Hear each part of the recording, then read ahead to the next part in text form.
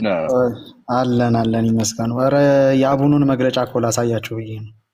እሰይ እስቲ አፍጥረው ከፍ አድርጉት ምዕመኑን። እኔ ተገኘ እስቲ አንተ እኔ እንዴት ነው በግለሰብ ደረጃ እንዴት አመጣ ብዬ ነው። አሪፍ ነው።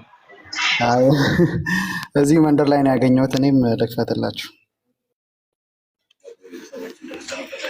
ጌታችን ለአምላካችን ለመድኃኒታችን ለኢየሱስ ክርስቶስ የትንሣኤ በዓል አደረሳችሁ። ዛሬ ነው የተለቀቀው። እግዚእነ ኢየሱስ ክርስቶስ ዘኮነ ሰብአ ወመጠወ ርእሶ ለኩሉ። ጌታችን ሰው የሆነው ጌታችን አምላካችን መድኃኒታችን ኢየሱስ ክርስቶስ ነፍሱን ለሰው ሁሉ አሳልፎ ሰጠ። አንደኛ ጢሞቴዎስ ምዕራፍ 2 ቁጥር 6። በዛሬው ዕለት በዚህ መልክ መምጣት ያስፈለገኝ ዋናው ጉዳይ የስቅለት ዕለት ጌታችን አምላካችን ኢየሱስ ክርስቶስ የተሰቀለበትና ቤዛ የሆነበት ቀን፣ ስለ ቤዛነት በሰፊው ከተሰጠው የትምህርት ድነት ጋር ተያይዞ አንዳንድ ብዥታዎችና ጥያቄዎች ስለተፈጠሩ እነዚህን ነገሮች ለማጥራት ያህል ነው። እንደሚታወቀው እንግዲህ ዕለተ ስቅለት ማለት ዕለተ ሪት ማለት ነው።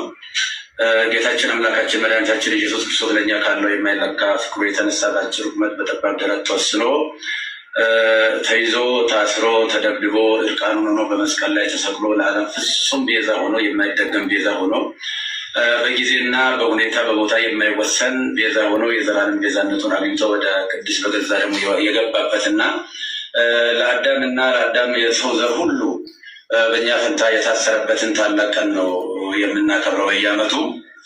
እና ይህ ሲተነተን ቤዛነት በአራት እንደሚከፈል ይታወቃል። ከዛም በላይ ሊሄድ ይችላል። በእርግጠኛ በአራት ብናይ በጣም ጥሩ ነው። የገንዘብ ቤዛ አለ፣ የቁስ ቤዛ ማለት ነው። የእንስሳ ቤዛ አለ፣ የሰው ቤዛ አለ።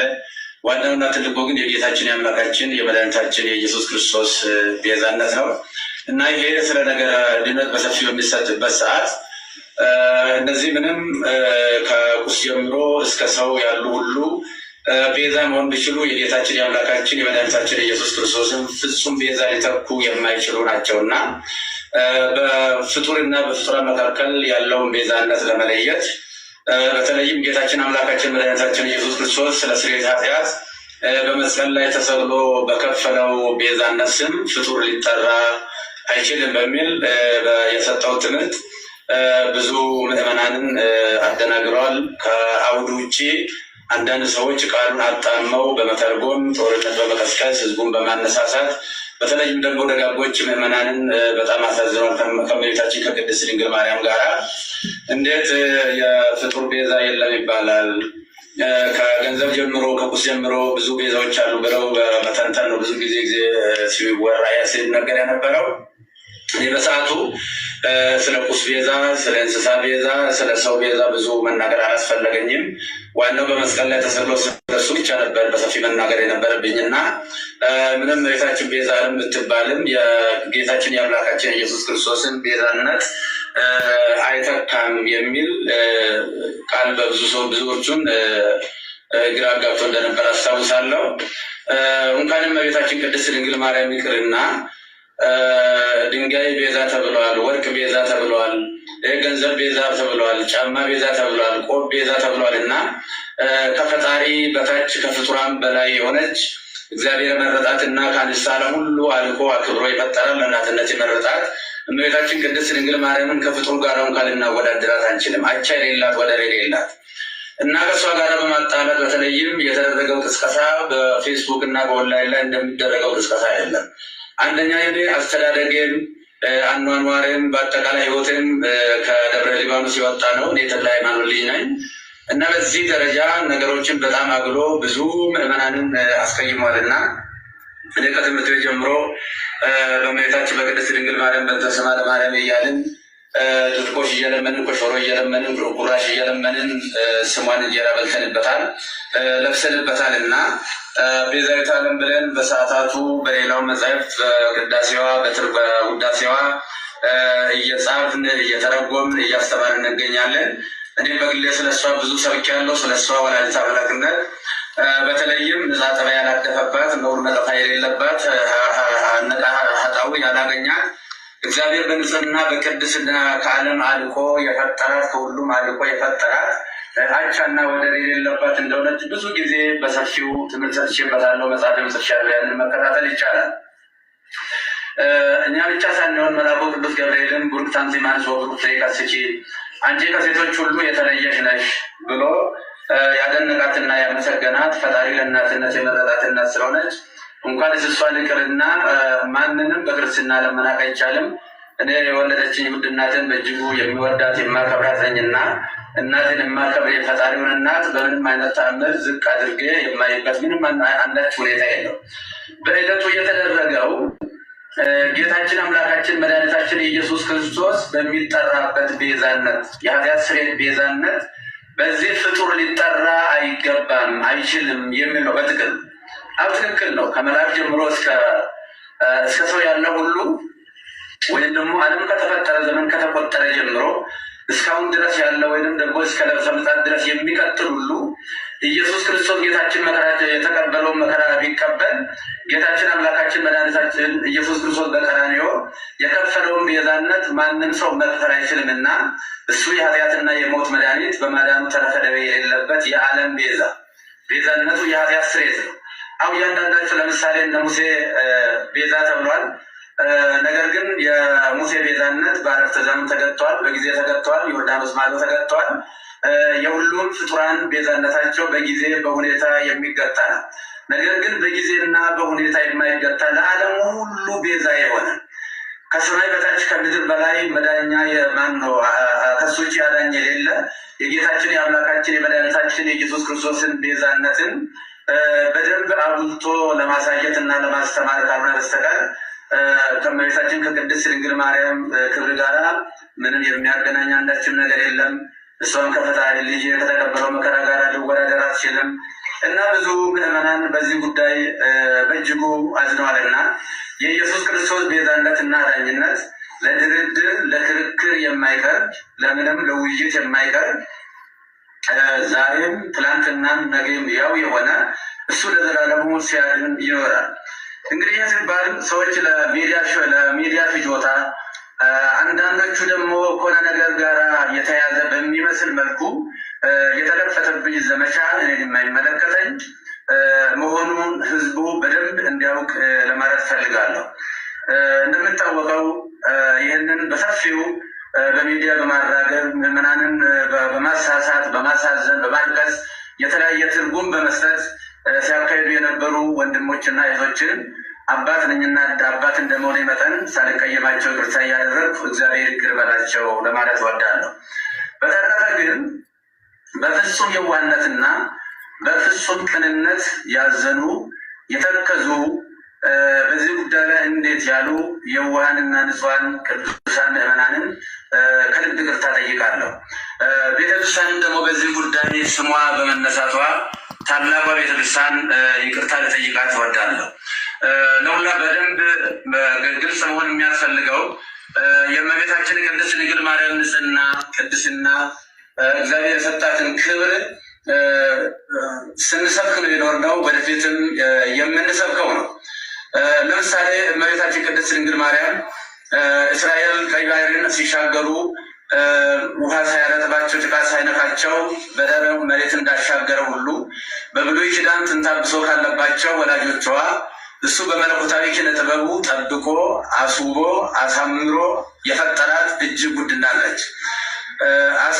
በአሳ አንበሪ ዮናስ 3 ቀን ውሎ ሲያድር አሳ አንበሪ ሳያደማው ሳይቆስለው እግዚአብሔር በኪነ ጥበቡ በመለኮቱ ጠብቆ ወደ የብስ እንዳመጣ ሁሉ ከርኩሰትና ከኃጢአት ጠብቆ በአዳም በቀደመው የአዳም ጥንተ ስጋ ፈጥሮ የሰጠን እናታችን ነች። ወላዲተ አምላክ አምላክን የወለደች እግዚአብሔርን ለእናትነት የመረጣት።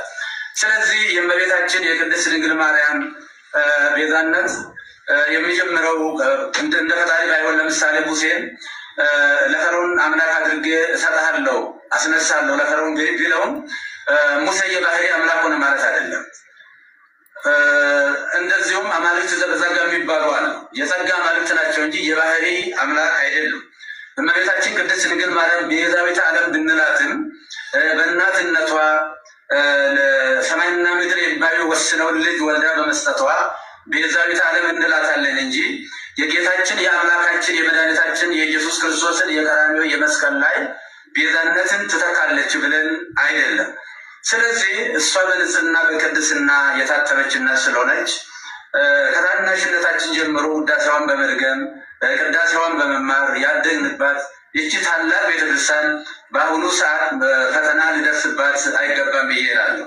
በተለይም ይህንን አጀንዳ በስፋት የሚያራግቡ ወንድሞች ጥፋት እንኳን ቢኖር ቀረብ ብሎ መጠየቅና መመካከር፣ ችግርም ካለ መፈታት ነው የሚያስፈልገው እንጂ በሚዲያ እንደዚህ አይነት ጦርነት መቀስቀሱ በእውነቱ ትዝብት ላይ የሚጥለን ይሆናል እና ለወደፊትም እመቤታችን ቤዛ ስንል እንግዲህ ቤዛዊተ ኩሉ ዓለም ብሎ ታላቁ አባ ጊዮርጊስ ዘጋስጫ በሰፊው ዘምሮላታል። ያሬድን በሰፊው ዘምሮላታል። በዚህ ጊዜ እሷ እንግዲህ ከተጸነሰችበት ጊዜ ጀምሮ ጌታ ጸንሳ ሳለ አይሁድ በተሳሳተ መንገድ ባልገባቸው መንገድ ብሉይ ኪዳን በነበረው የጭካኔ መንፈስ እሷን በድንጋይ ቀጥቅጦ ለመግደል ጥረት በሚያደርጉበት ሰዓት ውድ ዋጋ ከፍላ ለመሞትም እንኳ ፈቃደኛ ሆና፣ ነገር ግን ዮሴፍ ጻድቅ ሆኖ የጸነሰችውም ደግሞ ሰውኛ ሳይሆን እንበለሩካቤ ሳይሆን በእግዚአብሔር መንፈስ ቅዱስ በማይመረመር የመንፈስ ቅዱስ ግብር መሆኑ ስለታወቀና ዮሴፍ ሊገልጣት ስላወደደ በእንደዚህ አይነት ሁኔታ ከዛ ከሞት እንዳመለጠች እናውቃለን። ልጇን በምትወልድበትም ሰዓት በቤተልሔም ሰዎች በናቁትና ባቃለሉት ለአፍታም በማይቆዩበት በከብቶች ግርግም የገዛ ልጇን ወልዳ ስትሰጠን ለእመቤታችን ያለን ፍቅርና አክብሮት ወደር የለው። ነፍሳችን ትመሰክራለች። ይህ ብቻ ሳይሆን እመቤታችን ለልጇም ቤዛ ነች። ለልጇ ለሕፃኑ ለኢየሱስ ክርስቶስ ገና የ2 ዓመት ሕፃን በነበረ ጊዜ ሄሮድስ ልጆችን በሚያስገድልበት ጊዜ ልጇንም እንዳይገልባት የሞት ሰለባ እንዳያደርግባት ከእስራኤል ጀምሮ እሳት የሆነውን የሳራ ብርሃን የቀን ሐሩር የሌሊትን ቁር ችላ ታግሳ ረዥም ወራት ተጉዛ ወደ ግብፅ ተሰዳ ብዙ ዋጋ ከፍላ መከራ አይታ ልጇንም ከሞት ያዳነች እንደገና ደግሞ እስከ ቀራንዮ ከልጇ ያልተለየች እመቤታችን እናታችን ቅድስት ድንግል ማርያም ነችና እሷን እንኳንስ አይደለም ለማቃለል ለማመስገንም ብቃትም አቅምም ሞራልም ያለው ሰው የለም እና ይህንን ጉዳይ ቅድም እንደተናገርኩት ሰዎች ለሚዲያ ሽፋን ችሎታን ለሚዲያ ፍጆታን ለማዋል መጽሐፉን ከአውዱ ውጪ በመተርጎም እየተሰጠ ያለው እየተሰበከ ያለው በዕለቱ የኢየሱስ ክርስቶስ ቤዛነት እና አዳኝነት ነው። ስለዚህ ለምንድን ነው ጥላ ቤዛ ይባላል፣ ሌላ ቤዛ ይባላል የሚልም ሊቃውንቱ ከሰሞኑ ጀምሮ ግሱን እየተነተኑ ሲነግሩን ከርመዋል እና ለተነተኑልን ትንታኔ እያመሰገንኩ በሰዓቱ ስለ ጫማ ቤዛነት፣ ስለ ባርኔጣ ቤዛነት እና ስለ ልብስ ቤዛነት፣ ስለ ገንዘብ ቤዛነት፣ ስለ ቁስ ቤዛነት፣ ስለ ብሉይ ኪዳን እንስሳ ቤዛነትም ብዙ መተንተን አላስፈለገኝም። ምክንያቱም ታላቁና ያው ቅዱስ አምላካችን ኢየሱስ ክርስቶስ በመስቀል ላይ ተሰቅሎ ስለሆነ የግድ እሱ መሰረት ስላለበት እሱ መነገር ስላለበት ከዚህ የተነሳ ነው እንጂ እኔም እመቤታችንን ለማቃለል ለመናቅም አይደለም። እኔ በዚህ ደረጃ እኔም መፈረጃቸው በጣም አዝኛለሁ። ምዕመናንም ደግሞ በዚህ ደረጃ እውነት መስሏቸው በተሳሳተ መንገድ ይህንን ማሰባቸው እንደ ትክክል አድርገው መውሰዳቸው ትክክል አይደለምና ስለዚህ እመቤታችን ቅድስት ድንግል ማርያም ነች የጌታችን የአምላካችን የኢየሱስ ክርስቶስን የማዳን ትምህርቱን ገረድነቱን የዘላለም ቤዛነቱን አዳኝነቱን በማዳኑ ተረፈ የሌለበት መሆኑ መርገመ ስጋ መርገመ ነፍስን ያስወገደ የሞትን ክንዱ ብርት ሰብሮ ወደ ቀደመ ሀገራችን ወደ ቀደመ ቤታችን መመለሱን ወደፊትም በሰፊው የምናስተምረው ይሆናል። የቤተክርስቲያናችንም ትምህርት ነው። እመቤታችን በነገረ ድነቱ ስጋቤ ስናስብ መነሻ እሷ ነች። እሷ ዋና መነሻ ነች እና በነገረ ስጋቤ ውስጥ በነገረ ድነቱ አምላክ የሰጣትን ቦታ ከስጋዋ ስጋ ከነፍሷ ነፍስ ነስቶ ነው የተሰቀለው። ስለዚህ እንደ ቤተክርስቲያን እንደ ግሌ እኔ ለእመቤታችን ያለኝ ፍቅር እጅግ የተለየ ነው። እኔ ስሟን ጠርቼ በተስማ ለማለም ብዬ ለምኜ ተመሬበታለሁ ስሟን። አሁንም የምንጸልየው ሌላ ጸሎት የለም። የሁለቱ ውዳሴ ማርያም ሱ በቁ የምንለው አንቀጸ ብርሃን ነው የምንጸልየው። ውዳሴ ማርያም ሲባል ግን ተራ ድርሰት ሊመስላቸው ይችላል አንዳንድ ሰዎች። በውዳሴ ማርያም ብሉይና አዲስ ኪዳን የታጨቀበት ምርጥ መጽሐፍ ነው። ይልቁንም ብሉይ ኪዳን፣ አዲስ ኪዳን፣ መጽሐፈ ሊቃውንት እነዚህ ተጨምቀው ነገር የጌታችን የአምላካችን ኢየሱስ ክርስቶስ የማዳን ስራው ቤዛነቱ፣ አዳጅነቱ በሰፊው የታጨቀበት የሚተነተንበት የምንጸልየው እሱ ነው እና ቅድም እንደተናገርኩት የውሃ ምዕመናን ልጆች አንድ ሆኑ። እኛ በዚህ ሰዓት አንድ ነው መሆን ያለብን። በጠላትነት በዚህ መነሳሳት የለብንም። ጥፋትም ካለ ቤተክርስቲያን መዋቅር አላት። ይሄ በየአውደ ምሕረቱ ያለው ከስድብ እንደዚህ ያለ ነገር ጥሩ አይደለም እና ይህንኑ አደራ ለማለት ነው።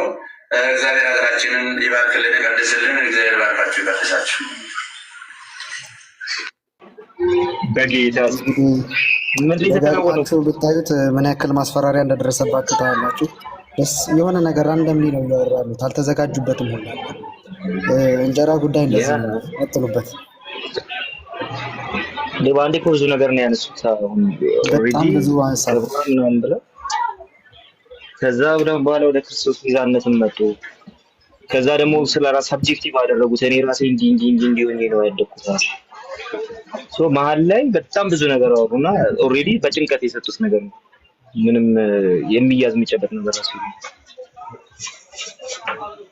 እንትን አድርገዋቸዋል ማለት ነው። አስፈራርተዋቸዋል or something. They were straight into it.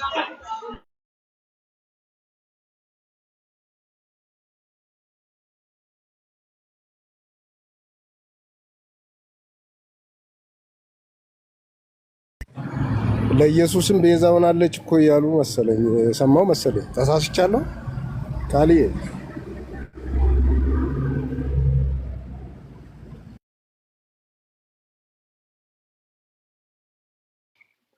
ያ ድምጽ ይሰማል?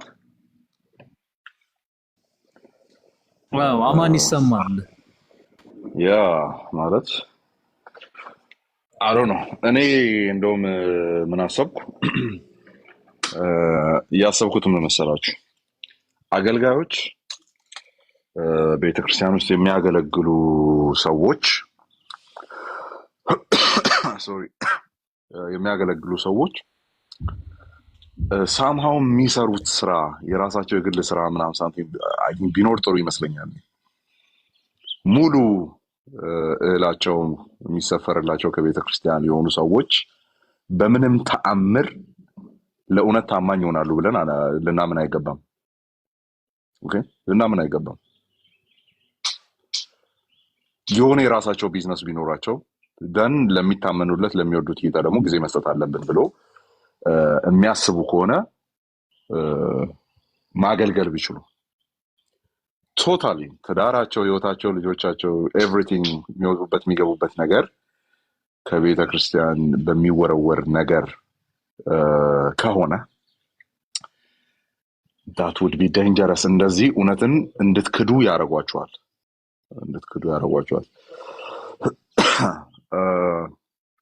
ወላይታ ላይ ታስታውስ ከሆነ አንድ እዩ ጩፋ ድራማ ያሰራው ሰውዬ ነበረና መንግስቱ በለጠ የሚባል ድራማ ያሰራው ሰው ነበረ። ከዛ አስደብድቦት ያስደበደበበትም እንትን አለ፣ ፎቶ ማስረጃ አለ፣ ልጁን ያዋከቡበት። እሱ ብር ተስማምቶ ድራማ ሊሰራ ነበር የገባው። ድራማውም እንትን ነበር ታስታውሱ ከሆነ የ150 ሚሊዮን ነው or something እንደዚህ አጋንንት ምናምን ድራማ ነበር የተሰራው። ከዛ ወጥቶ ብር ስላልከፈለው የድራማውን የስክሪፕቱን ብር ስላስከፈለው ድራማውን ወጥቶ አጋለጠ ማለት ነው። ከዛ ቀጥቀጥ አድርገው ላይታ ላይ ፕሮግራም ነበር ፉንዱኒያ ሜዳ፣ እዛ ላይ ወጥቶ ይቅርታ እንዲጠይቅ ተደረገ ማለት ነው። አስቀጥቅጦት ነው በስርዓቱ አስደብድበውት አለ። ያስደበደቡበትን ማስረጃ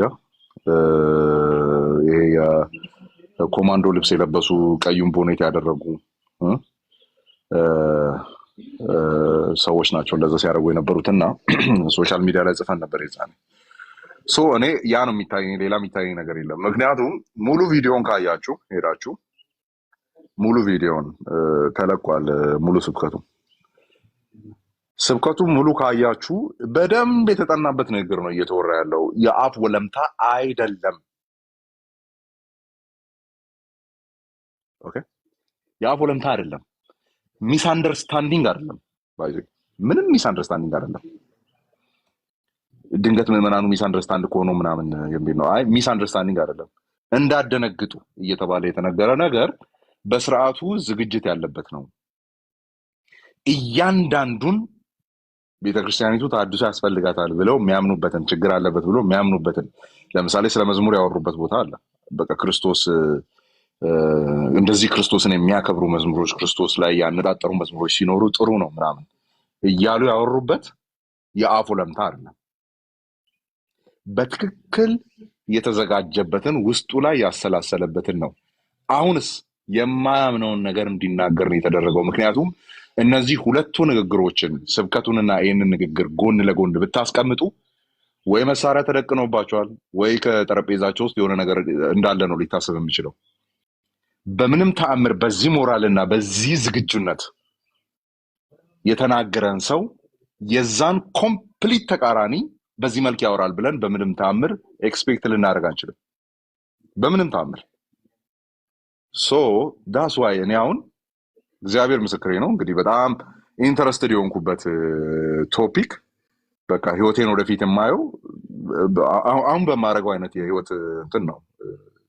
መውጣት እና መግባት ነው ራሴን የማየው። በፖለቲክስ ውስጥ፣ በመጽሐፍት ውስጥ፣ በጽሁፍ ውስጥ፣ በማስተማር ውስጥ ምናምን ነው ራሴን የማየው። ሳየው ግን አንድም ቀን ቸርች ውስጥ ደሞዝ እየተከፈለኝ ሌላ ህይወት የሌለኝ ሰው አድርጌ ራሴን ተመልክቼ አላውቅም። አንድም ቀን። ኦኬ እኔ ሀብታም አገልጋይ ነው የምሆነው። እኔ ባለጠጋ አገልጋይ ነው የምሆነው። በገንዘቤ እያገለገልኩ ነው። ወደዚህ የተቀበልኩ ሳይሆን ወደዛ እየሰጠው ነው ማገልገል የምፈልገው። አገልጋይነት በቃ ከቸርች እንዳትወጡ ልክ እንደ ሌዋውያን ማለት ነው። ከመቅደሱ አካባቢ ከመገናኛው ድንኳን አካባቢ እንዳትወጡ። ምክንያቱም ሌዊ ርስት የለውም። ኦኬ ሌዊ ርስት ስለሌለው ሌሎቹ መጥተው መባ እንዲሰጡ ታዘዋል አይደለ? ከምግብ ከገንዘብ ከምን ከሁሉም ነገር አስራት እንዲያወጡ ታዘዋል ሌዊ ነገድ። ለምን ሲባል እግዚአብሔር ሌላ ስራ ላይ እንዳይሳተፉ ኦኬ እንዳይሳተፉ እግዚአብሔርን ብቻ እንዲያገለግሉ ስለተደረገ። አዲስ ኪዳናችን ላይ ግን ከቸርች እንዳጠፉ እንደ ሌዋውያን የሆነ አካሄድ ነው የምትሄዱት የሚል ነገር አስተምሮ የለም። ጳውሎስም እንዳለ በገዛ እጆቻችን እየሰራን ነው ያለው፣ እየደከምን ነው ያለው። ዳስ ዋይ እኔ በቃ በጌታ ፊት ነው የምላችሁ። እኔ ለእኔ ትልቅ ትምህርት ነው ይሄ። ቸርች በምትወረውርልኝ ብጣሽ የምኖር ሰው የመሆን ፕላን ድሮም ኖሮኝ አያውቅም፣ ወደፊትም አይኖረኝም፣ በዘሬም አይኖርም። እግዚአብሔር በረዳኝ መጠን ቸርችን ወደዛ እያገዝኩ ነው ማገልገል የምፈልገው። አለዚያ ሲባል አሁን አባ ገብርኤል ላይ የተደረገው አይነት ነገር ይመጣል ህይወታችሁ ላይ። እንጀራችሁና ግሮሯችሁ ላይ የሚቆም ከሆነ እውነትን ወደ መካር ትመጣላችሁ። ልጇን ይዛ ግብፅ ሄዳለችና ቤዛ ናት እንዴ? ብቻዋን ነው እንደ ሄደችው? ዮሴፍ ሄዶ የለ እንደ ዮሴፍን ለምን ቤዛ አትሉ? በኢየሱስ ክርስቶስ ስም እንዴ! ብቻዋን ነው እንደ ሄደችው ወደ ግብፅ? ጴጥሮስ አለ አይደለ? ዮሴፍ አለ አይደለ? እንዴ አጠገቧ። ለምን ነው ዮሴፍን እንትን ማትሉት? ያንን ለማርያም የሰጣችሁበትን ስም ለምን ነው ማሰጡት? ቤዛ ለምን አትሉም? ለልጁ ቤዛ ነው ለምን አትሉም? ለምን አትሉም? ቢያንስ አባቱ ተብሎ ተጠቅሷል መጽሐፍ ቅዱስ ውስጥ። እኔና አባትህ ብላለች መጽሐፍ ቅዱስ ውስጥ። አረ እንዴ ለምን ነው ማሰጡት? ያ ፕሮቴክሽን ቤዛ ተብሎ የሚተረጎም ከሆነ ለምንድን ነው ዮሴፍ ቤዛ ማትሉት? ለምን ነው ማትሉት? በዚህ ልክ ነው እንግዲህ እውነት እንድትጨፈልቁ የምትደረጉት።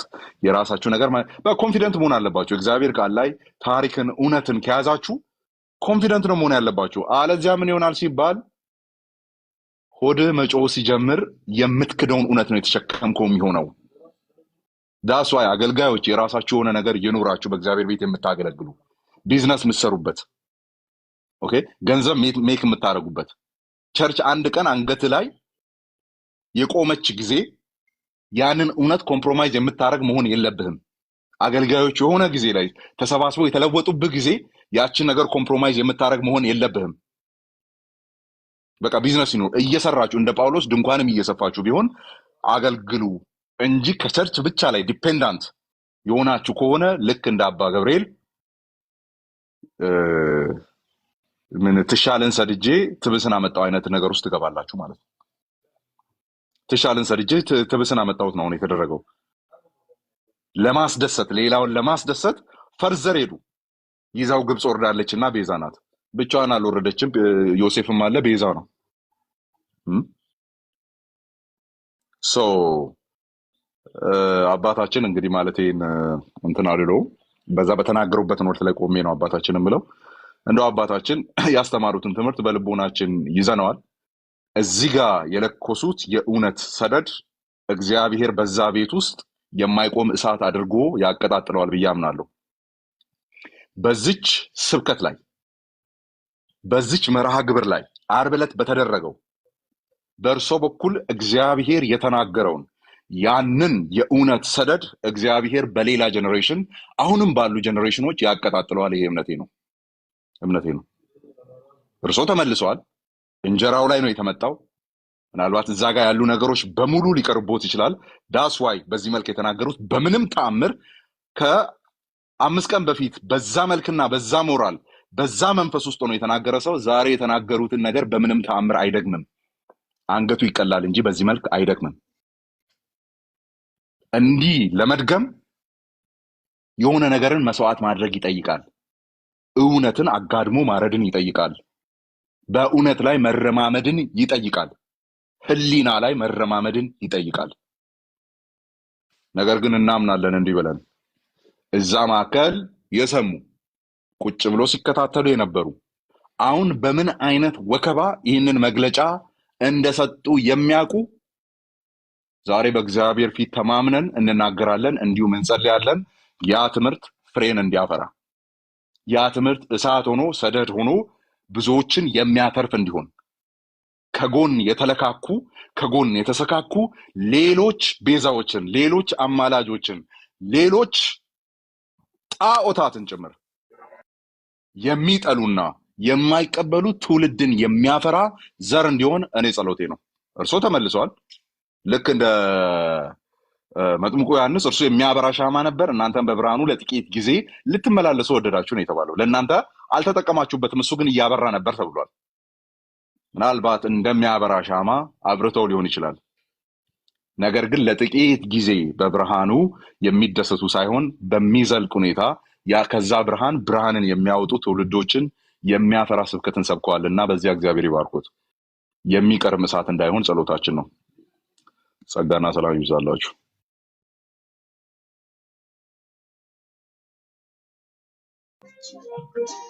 አሜን አሜን። አማን ተባረክ። ጉዳታ አለ አስራፍ ካለ ይሳከለሽ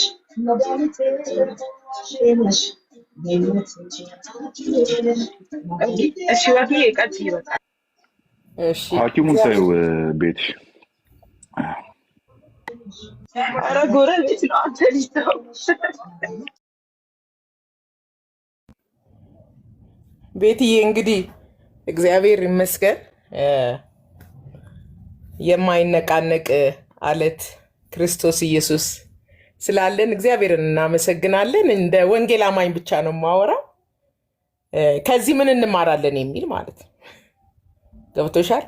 ገብቷቸዋል። በጌታ በኢየሱስ ክርስቶስ የተወደዳችሁ ሰላም ለእናንተን። ሰላም ሳል ቀጥታ ወደ ሀሳብ የገባው አዲስ ነገር አይደለም። በዓለም ታሪክ ውስጥ አዲስ ታሪክ አይደለም አሁን እየሆነ ያለው ማለት ነው። ልክ አሁን ወንድሜ አማን እንዳለው የተናገሩት እውነት ስለሆነ ማለት ነው። ጌታ ኢየሱስ ሲጸልይ ዮሐንስ 17 ላይ ቁጥር 3 እውነተኛ አምላክ ብቻ ይሆን ካንተን የላከውን ኢየሱስ ክርስቶስን ያውቁ ዘንድ ይቺ የዘላለም ሕይወት ናት።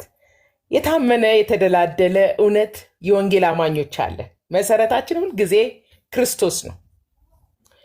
ታውቃላችሁ 12ቱ ደቀ መዛሙርት እኩል ኢንቨስት ተደርጎባቸዋል የአቋም ጉዳይ ላይ።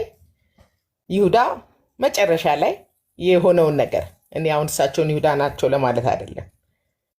ከሰው አይነሳም ክርስትና። ከሰው የህይወት አቋምም የህይወት ቁመናም ሳይሆን ክርስትናችን የተመሰረተው አለት የሆነው ክርስቶስ ላይ ነው። አለት የሆነው ክርስቶስ ላይ ነው። አይናችን ሁል ጊዜ ክርስቶስ ላይ ለሆነ ሰዎች ይሄ በታሪክ ውስጥ የሚታወቅ እውነት ነው። መቼም በሐዋርያት በመጀመሪያው ሴንቸሪ አካባቢ ከፍተኛ ስደት አለ። በአንድ በኩል የቄሳር የቄሳሮች መመለክ ፍላጎት ኢየሱስ ጌታ ነው ያስባላቸው በመንፈስ ሆነው ነው የተባለበት ማለት ነው። ሰይፍ ይዘው ምስሎቻቸውን አቁመው ማን ነው ጌታ ሲባሉ የካዱ አሉ። ማን ነው ጌታ ሲባል ደግሞ ኢየሱስ ክርስቶስ ነው ጌታ ብለው የተሰየፉ አሉ። ከታሪክም ከእውነተኛው የወንጌል ቃልም እንማራለን። ሁልጊዜ ህይወት በምርጫ የተሞላ ስለሆነ ሁልጊዜ ህይወት በምርጫ የተሞላ ነው። ባይዘው ነገንም ሩጫችንንም እስክንጨርስ ድረስ ከዚህ ትልቅ የምንማረው ነገር አለ። ዋጋ ተምኖ ከፍሎ የምንናገረውን ነገር ኃላፊነት ወስደን ምን ያህል ጸንተን መቆም እንዳለብን ከዚህ ከትልቅ እንግዲህ እንትን ውስጥ እንማራለን። አርብ ቀን የተነገረው ታሪካዊ ንግግር ነው። እንደ ወንጌል አማኝ ታሪካዊ ንግግር ነው። መጽሐፍ ቅዱሳዊ ንግግር ነው። ሌሎች ስብከቶቻቸውንም አይቻለሁኝ። የእኚህን ሰው ማለት ነው ትልልቅ ስለ ክርስቶስ ያላቸው መረዳት የሚገርም ነው። እንግዲህ እኛ ሁል ጊዜም አይናችን ሰው ላይ ስላልሆነ የወንጌል አማኞች አይናችን ክርስቶስ ላይ ስለሆነ በመከራ የጸኑትን እንከተላለን። በመከራ ተፍገምግመው የወደቁትን እያየንም በእውነት የእምነታችንን ራስ ፈጻሚ የሆነውን ክርስቶስን ተመልክተን እንደተባለ ክርስቶስን ተመልክተን በክርስቶስ ጀምረናል፣ እሱን እየተመለከትን እንጨርሳለን እና አሁንም ከእንደዚህ አይነት ሁኔታዎች መማር ብቻ ስለ ራሳችን፣ ስለ ክርስትና አቋማችን፣ ስለ ሌሎችም አቋሞች ትልቅ ስለሚባል ታዋቂ ስለሚባል ስላልታወቀም ስለተለያዩ ሰዎች ያለንን አመለካከት ይበልጥ በክርስቶስ ላይ አይናችንን ተክለን መሮጥ እንዳለብን ያመለክታል። በአንድ ሳምንት ውስጥ ባልሞላ ሁኔታ ውስጥ ይሄ የመፈጠሩ በእውነት ለክርስትናችን ለአቋማችን እንደ ግብአት እንጠቀመዋለን። በተረፈ ግን ዛሬም ለዘላለምም በቀደም አይደለም የተባለው ከዘላለም ዘመናት በፊት ነው። ክርስቶስ ኢየሱስ የዓለም ቤዛ እንደሆነ ግን ምንም ነገር እኔ እንደውም ሰሞኑን ሳስብ ነበር ከአምስቱ ሶላዎች እንደገና ስድስተኛ ሶላ ክርስቶስ ኢየሱስ ብቻ የዓለም ቤዛ የሚለውን ይበልጥ እንድንናገርበት የሚረዳን ነው። ምንም ስለ ሙሴ ስለ ገንዘብ ቤዛነት በጣም የማይሆን ነገር ነው እንግዲህ እየተነገረ የነበረው። እሳቸው የተናገሩት የዓለም ቤዛ ኢየሱስ ነው። የዓለም ቤዛ አይደለችም አሁንም እንላለን እናደምቀዋለን። ያን አይደለች ቤዛችን መድኃኒታችን ኢየሱስ ክርስቶስ መሆኑን እንደገና አድምቀን የምንናገርበት ትልቅ የአቋም መግለጫ የምንይዝበት ለወንጌል አማኞች መቼም የማንደራደርባቸው ነገሮች አሉ። በተለይ በነገረ ክርስቶስ ላይ በማዳኑ ስራ ላይ ማንም የማይንገዳገድ የወንጌል እውነት ላይ የተመሰረትን ስለሆነ ይሄንን ያለውን ሁኔታ ከዚህ ምን እንማራለን ወደሚለው ትኩረት ብናደርግ ደስ ይለኛል። እግዚአብሔር ይባርካችሁ። ወንጌል እውነት ነው። በነገረ ክርስቶስ የማዳን ስራ ላይ የእግዚአብሔር ከሰማይ የዘረጋው ስራ ፍጹም ነው። በቃ ነገረ ድነት የማይነካ ነው። በወንጌል አማኞች የማንደራደርበት ነው። በክርስቶስ ኢየሱስ ቤዛነት፣ አስታራቂነት፣ አማላጅነት እንደገና ደግሞ ፈራጅነትም ሐዋርያው ጳውሎስ በሁለተኛ ቆሮንቶስ 15 እንደዛ ላይ እንደተናገረው ፈራጅም ነው። ግን እግዚአብሔር የዘረጋው ምህረት፣ ማስታረቅ፣ ማዳን፣ ቤዛ ማንደራደርበት የጋራ አቋማችን ስለሆነ እንቀጥላለን ማለት ነው። ተባረኪ። አሁን ላወራ እንኳን አልፈለኩም። በጣም ደስ ብሎኛል። ቀድሞም ስለተናገሩ ወገኖች ስለተፈጠረውም ሁኔታ ከዚህ ከተፈጠረው ሁኔታ ደግሞ መልካም ነገር እንደገና ለመናገር ኃይላችንን ይዘን ወይም ደግሞ የወንጌል አቋማችንን ይዘን እንቀጥላለን። በቃ እንቀጥላለን። ጌታ ኢየሱስ ይባርክሽ ቤቲና ወገኖች።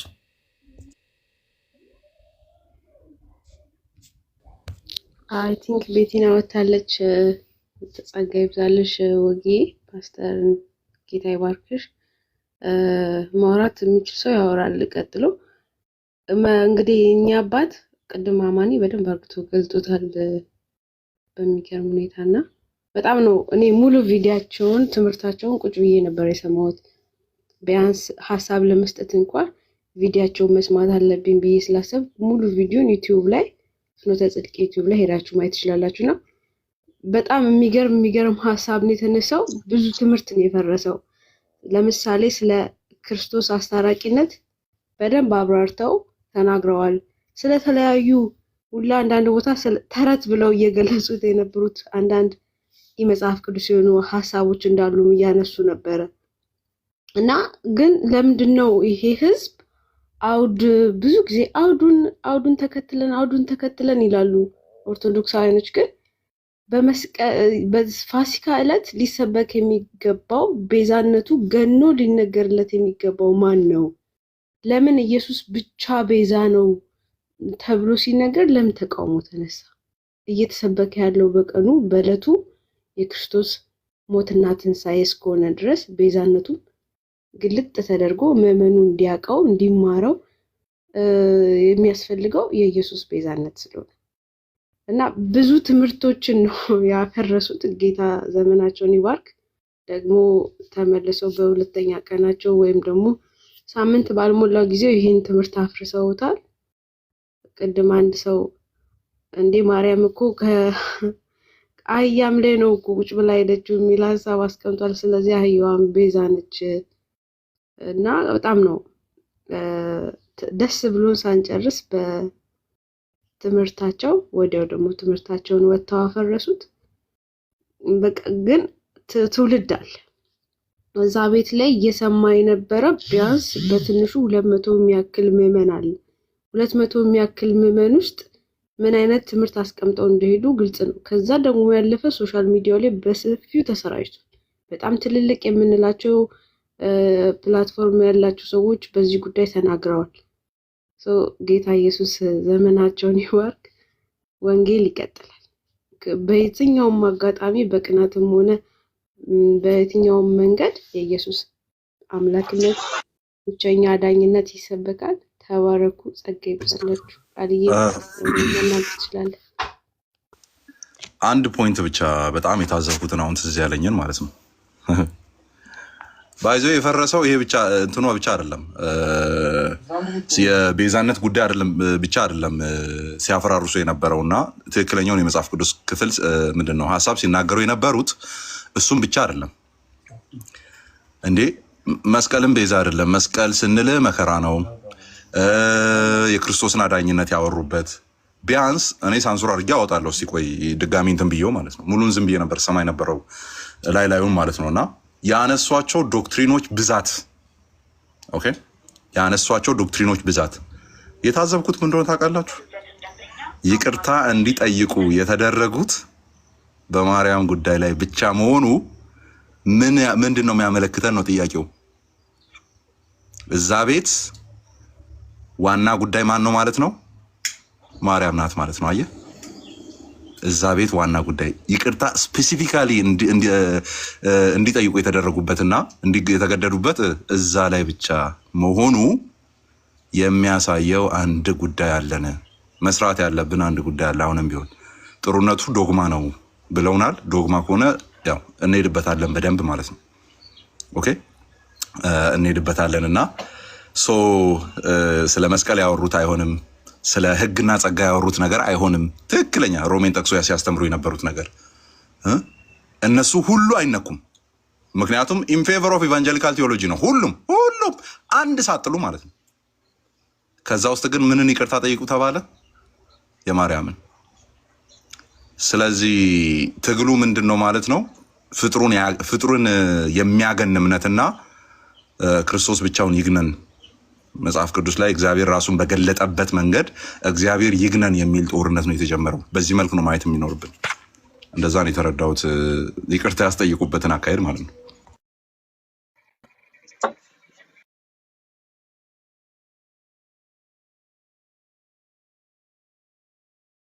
ቤቱን እየመራሽ ነበረ ቤታይ።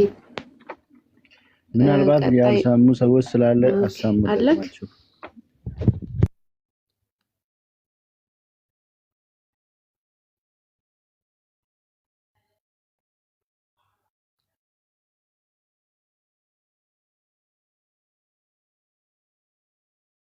ወገኖች እያወራችሁ ዝም ብላችኋል። ቃሌ ኦኬ የገባችሁ ሰዎች አውሩ። ሰላም ለእናንተ ይሁን ወገኖች። በእኚህ በጳጳሱ ምክንያት የሆነው ነገር በጣም የሚገርም ነው። እኔ አንድ ነገር የገባኝ ነገር ምንድነው ራሳቸው በኦርቶዶክሳውያን መዳን እዛ ቤት እንደሌለ ራሳቸውን የመሰከሩት ብቸኛው አዳኝ ኢየሱስ ክርስቶስ መሆኑን የሚያስብል ነው። እነዚህ ሰሞኑን ጫጫታ መሆኑን በጣም ያሳዝናል። ጌታ ኢየሱስ ክርስቶስ ብቸኛ አዳኝ መሆኑን በዛ ቤት እንዳልተረጋገጠ ገና ጨለማ ውስጥ እንዳሉ ነው በደንብ ግልጽ አድርጎ የሚያሳየው እንጂ ይሄን ያህል እሳቸው የተናገሩት እውነት ሆኖ ሳለ ይሄን ያህል መንቀጥቀጥ፣ ይሄን ያህል ለውጥ ምን ያህል ጨለማ እዛ ቤት ውስጥ እንዳለ ነው የሚያሳየው። ነው በጣም የሚገርም ነው። እንደውም እሳቸው ያን ብቻ አይደለም የተናገሩት፣ ሌሎችም ነገሮች ተናግረዋል። ሮሜ 8:34 ሁሉ ጠቅሰው ተናግረዋል። ጌታ ይባርካቸው። በእውነት ቪዲዮአቸውን ሳይ ነፍስ አልቀረልኝም። እንዲህ አይነት ለእግዚአብሔር ቃል የቆረጠ ሰው ደስ ይላል። ግን በዚህኛው ወገን ደግሞ ማነው ዘበነ ያለው ነገር ነው። ሰይጣን ከኢየሱስ ይልቅ ማርያምን ይፈራል አለ። በጣም ይገርማል። በእውነት የሚናገሩትን ራሱ አያውቁም፣ የሚሰሩትን አያውቁምና ይቅር በላቸው ከሚባሉት ወገኖች ውስጥ አንዱ እውነት እነኚህ የኦርቶዶክስ አስተማሪ የሚባሉ ሰዎች ናቸው። እንዲህ ምን ማለት ነው? ማርያም እኮ ገብርኤል መጥቶ ሲያበስራት ምንም ኢንፎርሜሽን የላትም ነበር። ሰርፕራይዝ ነው ማለት አታውቅም። ከዛ ውስጥ እነሱ ግን ገና ዓለም ሳይፈጠር ሳቅ ነበር ይላሉ። ፍጡር መሆኗን እንኳን ይረሳሉ። እኛ ልክ አይደለም ስንላቸው ደግሞ እናንተ የማርያም ጠላቶች ናችሁ ይሉናል። እኛ የማርያም ጠላት አይደለንም። እኛ እውነትን ምናወጣ የማርያም ወዳጆች ናቸው። እሷም ያለችው እሱን ስሙት ነው ያለችው እንጂ እኛ እሱን ምንሰማ የእግዚአብሔርን ቃል ምንሰማ ሰዎች እንጂ እኔን ስሙኝ አላለችም። በጣም ያሳዝናል በእውነት በዚህ ልክ ዳር እስከ ዳር ወጥተው ሰውየውን ጨጓራ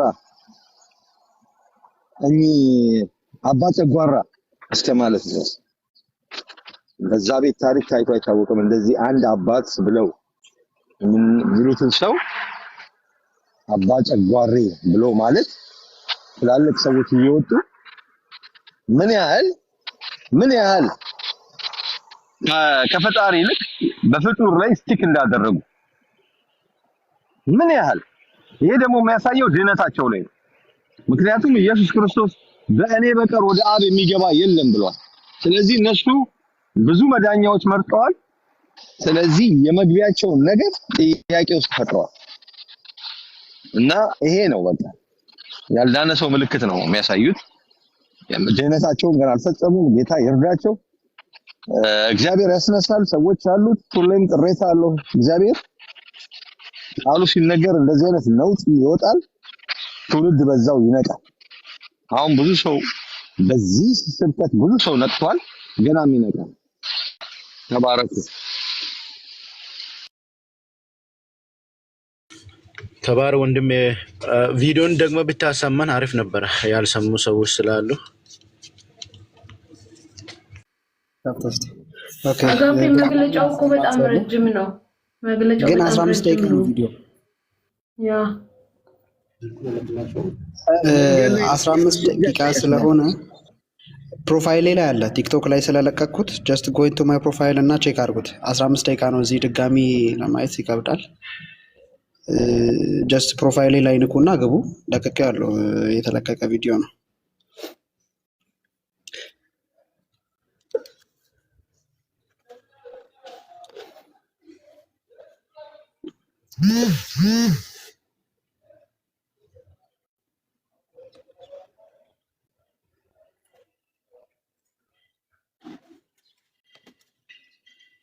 ቃል ያለክ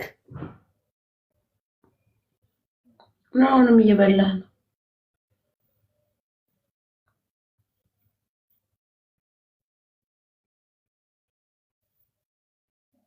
ትንሽ ነገር አለው ትንሽ ነገር በሉና እመጣለሁ እመለሳለሁ። አንድ ኦኬ፣ ትንሽ ነገር ልጨምር። ድምጼ ይሰማችኋል ወገኖች? ይሰማል ድምጼ? አዎ ይሰማል።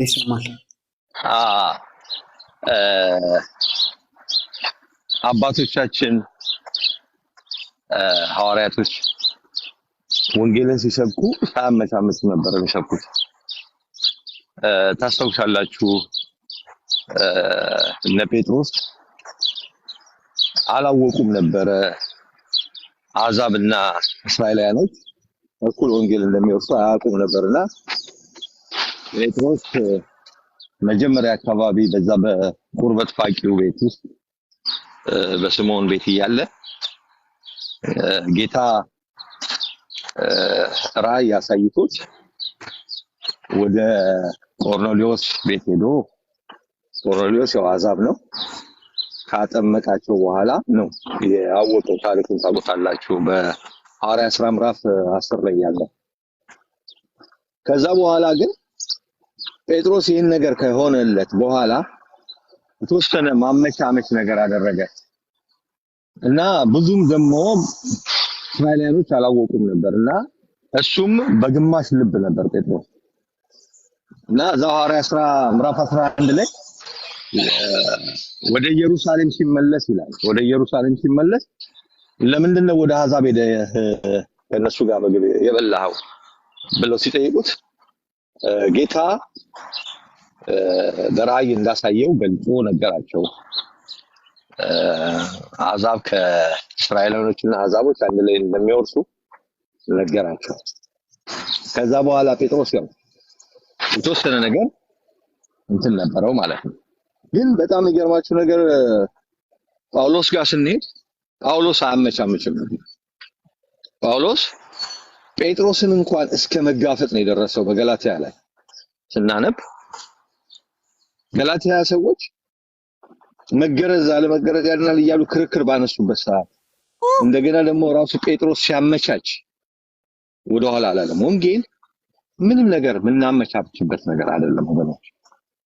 እና እውነትን እውነት ማለት አለብን፣ ውሸትን ውሸት ማለት አለብን። ምክንያቱም ወንጌል ያ ነው። በቃ የወንጌል ተፈጥሮ ጌታ ኢየሱስ ክርስቶስ ራሱ ወደዚህ ምድር ሲመጣ የዲያብሎስን ስራ ሊያፈርስ እግዚአብሔር ሊተገለጠ ነው ያለው። ዲያብሎስ ምንድነው ስራ? ውሸት ነው። አሁንም እዚህ ጋር ዲያብሎስ ነው። ማርያም ቤዛ ናት። ማርያም ቤዛ ናት። ማርያም የዓለም ቤዛ ናት ይላል። የሚል የለም እኮ ምክንያት ሲባል ሙሴ ቤዛ ተብሏል፣ ጫማ ቤዛ ተብሏል። እንዴ የሌለ ነገር አራምባና ቆቦ ማሞ ሌላ መታወቂያው ሌላ የሚባል አይነት ተረት መልስ እንኳን ትክክለኛ መልስ አይደለም። ሰውየው ያሉት እኮ የዓለም ቤዛ ክርስቶስ ነው፣ የዓለም ቤዛ ማርያም አትሆንም ነው። አሁን ቤዛ ከሚለው ወርድ ጋር አብሮ የሚከተል ነገር አለ። ምን? የዓለም ቤዛ ኢየሱስ ብቻ ነው። አለቀ። ለዓለም ቤዛ የሆነው እሱ ነው። እንዴት ሆኖ ነው ቤዛ ሙሴ ተብሏል ምናምን የሌለ መከራከሪያ የሌለ በጣም አወቀን የሚባሉ ሰዎች ትላልቅ ሰዎች ሁሉ ወጥተው የሚናገሩት ነገር በጣም ያስቃል። ይሄ ያስጠይቃል። በእግዚአብሔር ቃል ላይ መቀለድና ማሾፍ ያስጠይቃል። ብዙ ሰዎችን ማሳሳትና ማሳት ያስጠይቃል። እንዴት ነው እንደዚህ በዚህ ልክ ማሳሳት ሰዎች? የዓለም ቤዛ በቃ ክርስቶስ ነው። ፔሬድ አለቀ። ሰዎች ሁሉ የሚድኑት በዚህ ስም ነው። አለቀ። ወደ እግዚአብሔር መግቢያ ብቸኛው ኢየሱስ ክርስቶስ ነው። ቤዛ የሆነው እሱ ነው።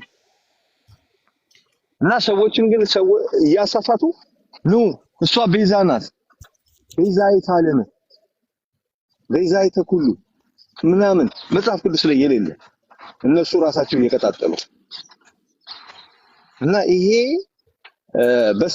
በሰው ላይ አይደለም፣ በእግዚአብሔር ላይ ነው። በእግዚአብሔር ላይ የሚነሳውን ከፍ ያለው የሰውን ሐሳብ እናፈርሳለን ብሎ ጳውሎስ። ስለዚህ እኛ እናፈርሳለን ይሄንን ከአባ ጋር ተባብረን ከፍ ያለውን የሰውን ሐሳብ እናፈርሳለን። ክርስቶስን የሚጋርድ የሚሸፍር ሰዎች ወደ መዳን እንዳይመጡ የሚያደርግ ይሄ ክፉ ሐሳብ ነው። ለዚህ ነው ክፉ እንዲህ ነው ሐሳቡ በእግዚአብሔር ቃል ላይ ይነሳል። ሰዎች እንዳያውቁና እንዳይድኑ የኃጢአት ስርየት እንዳይደረግላቸው የዲያብሎስ ስራ ይሄ ነው። ስራ ዋናው ይሄ። ስለዚህ ሁላችንም አንደበታችንን ከፍተን የዚህን የክፉን ስራ ማፍረስ አለብን። በስሙ ኃይል በቃሉ ማፍረስ አለብን። ቃሉ መዶሻ ነው። እግዚአብሔር ቃል መዶሻ ነው፣ ያፈርሰዋል። እና እግዚአብሔር ይመስገን። ቀጥሉ ወገኖች።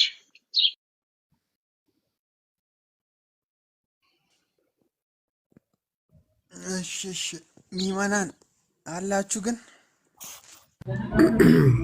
ይሰማል ድምጼ ወገኖች? እሺ እንዴት ናችሁ? እሺ የሚያወራ ሰው አለ? ቀጥሉ። አይ እኔ እንኳን አንድ ነገር አማን ወጣ እንዴ?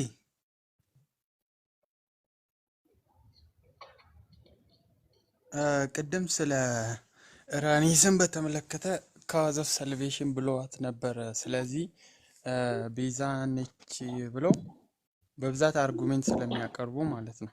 ይሰማል ድምጽ? ምናልባት ይቅርታ ትንሽ ቀረብ በል። ርቋል፣ ትንሽ ርቋል። እና ራኔ የሚገርማችሁ እኔ ኦርቶዶክሳውያን አይ ዶንት ኖ ግን ምን እንደሚላቸው እና ራኔስ ራሱ ዮሐንስ ወንጌልን ኮት አድርጎ ዮሐንስ 2 አለ አይደል?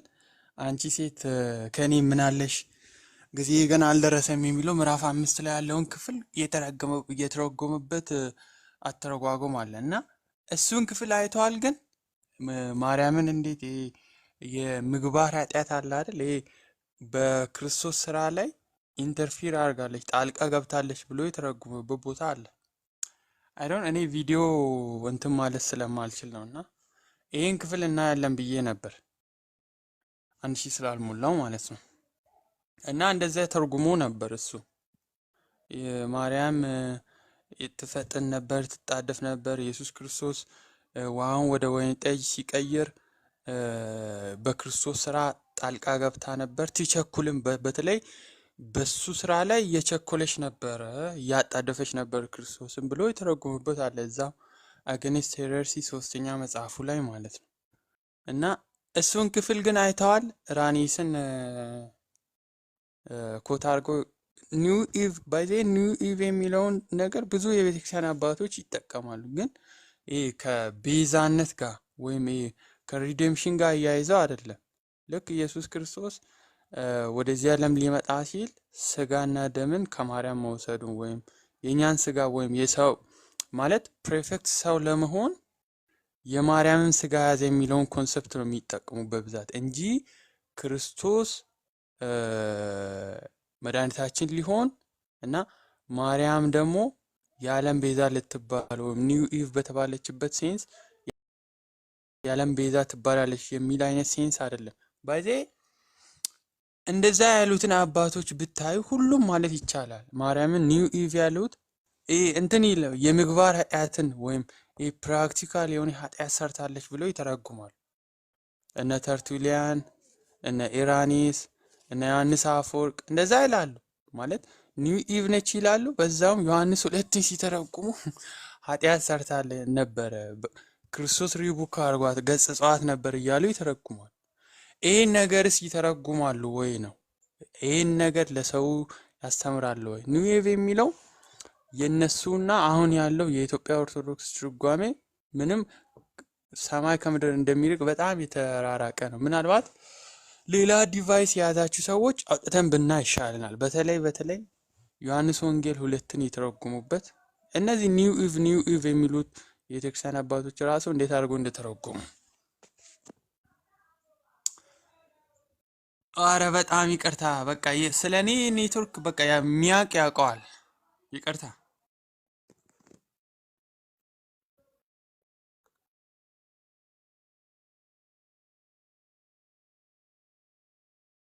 ቀጥሉ እንግዲህ እሺ፣ ቀጥሉበት በቃ።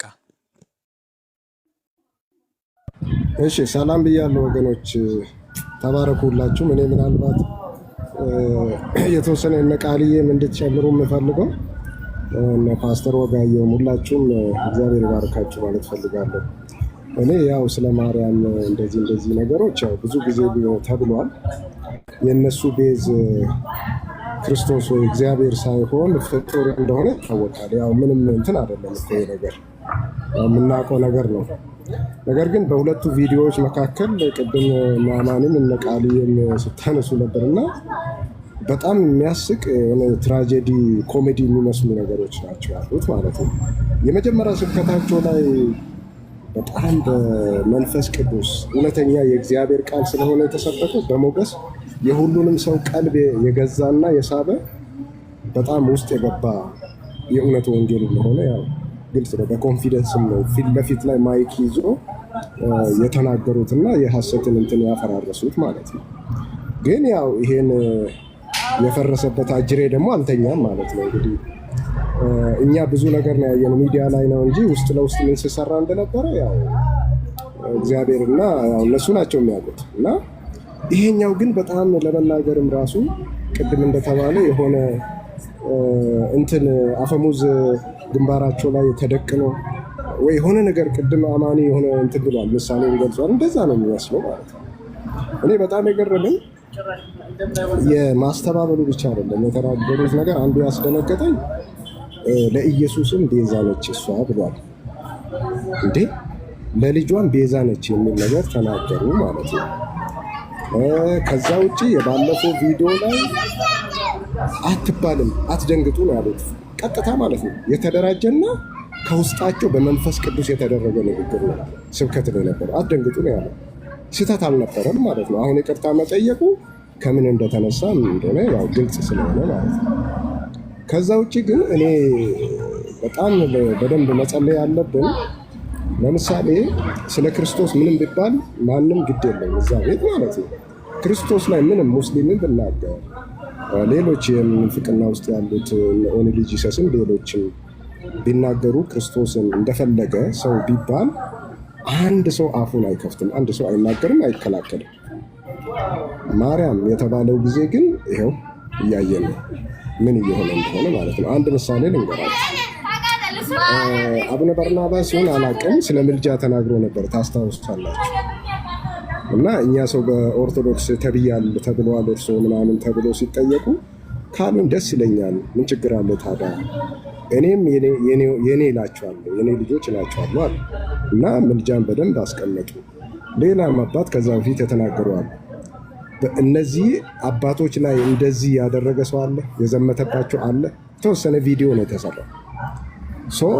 ችግሩ እዚህ ጋር ነው እንግዲህ አሁን ማለት ነው። በጣም የሚያሳዝነው ማለት ነው። እና ሌላው ምናልባት እንዳጠቃላይ እንትን ሲባል ያው እኔ የዛኑ ቀን አሁን ቤዛነት ከዚህ አንጻር ነው ከዚህ አንጻር ነው አላሉም። እሳቸው በደፈናው አትባልም ብሎ አስረግጦ ነው የተናገሩት። ከዛ በኋላ ነው ሚዲያው ላይ ጫጫታ ሲበዛ ጫማን ቤዛ ተብሏል ምናምን ተብሎ እነዚህ ዝም ብሎ ተለጥጠው የመጣው ማለት ነው። ያሞኔይ ግን ቤዛ ከምን አንጻር እንደሆነ የጌታችን ኢየሱስ ክርስቶስ በዛ ደረጃ ቤዛ የተባለ ሊሆንም አይችልም ማንም ማለት ነው። ከመዳንና ከኃጢአት ጋር በተገናኘ ነው። ግን ሪሊ መጽሐፍቶቻቸው እዛ ቤት ውስጥ ያሉ መጽሐፍቶቻቸው ግን ልክ እንደ ልጇ እንደሞተች፣ እንደተነሳች፣ እንዳረገች እነዚህ ነገሮች በአደባባይ እያየን ነው ማለት ነው። ለጊዜው ታርጌታቸውን መጥቷል። ግን ቅድም ማነው አንድ የተናገረው ሰው አለ፣ እውነት ተነኩሷል፣ እውነት ወጥቷል። እንግዲህ ሌላ ስብከታቸውን የተናገሩትን ስብከት እያንዳንዱን ቨርስ ባይ ቨርስ ቃል በቃል ትክክል አይደለም ብሎ አስተባብሉ ብሎ ሊያስገድዱም ይችላል። በዛ ደረጃ ካረጉ እንግዲህ በጣም የሚገርም ነው የሚሆነው። ከዛ ውጭ ግን እኔ መጨረሻ ላይ የምናገረው ለምሳሌ የሉቃስ ወንጌል ላይ ድንግል ማርያም ራሷ መድኃኒቴ ብላለች አይደል? ስለዚህ መድኃኒት ትፈልጋለች ራሷ ማለት ነው። እነሱ እንደሚሉት አይደለም።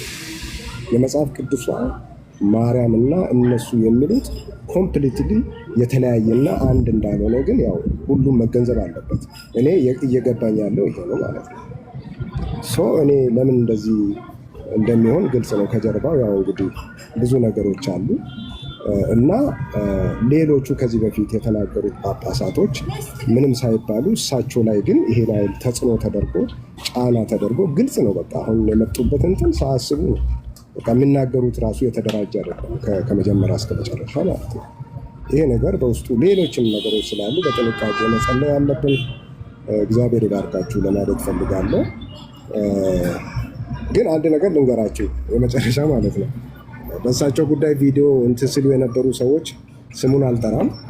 እንግዲህ እዚህ በእምነት እሰራለሁ የሚል ሰው ነው። በእነሱ እንትን ያው ታዋቂ ነው፣ ብዙ ፎሎወር ያለው ማለት ነው። ገድላትና ድርሳናትን እንዳታነሱ፣ በሱ አንከራከርም፣ በሱ ከጴንጤዎች ጋር አንነጋገርም ብሎ ሲክዱ ነበር ለረጅም ጊዜ ማለት ነው። ነገር ግን አባ ጊዮርጊስ ዘጋስጫ እንዲህ ብሏል ብሎ እሳቸውን ለመቃወም ያንን መጽሐፍ ጠቅሶ ተቃውሞ ማለት ነው። በአንድ ራስ ሁለት ምላስ የሚባለው ይሄ ነው ማለት ነው። ስለዚህ ከላይ ያለው ሌላ ነው፣ ውስጡ ግን ሁሉም አንድ ናቸው። መጽሐፍ ቅዱስም እንትን የሚሉ አይደሉም ለማለት ነው። መሰረታቸው ይሄ መሆኑን ያው ሁላችንም ብናውቅ ብዬ መናገር እፈልጋለሁ። የተወሰነ ያው ያለችኝን እንትን ለማለት ነው። ተባረኩ፣ ሁላችሁም ጨምሩበት።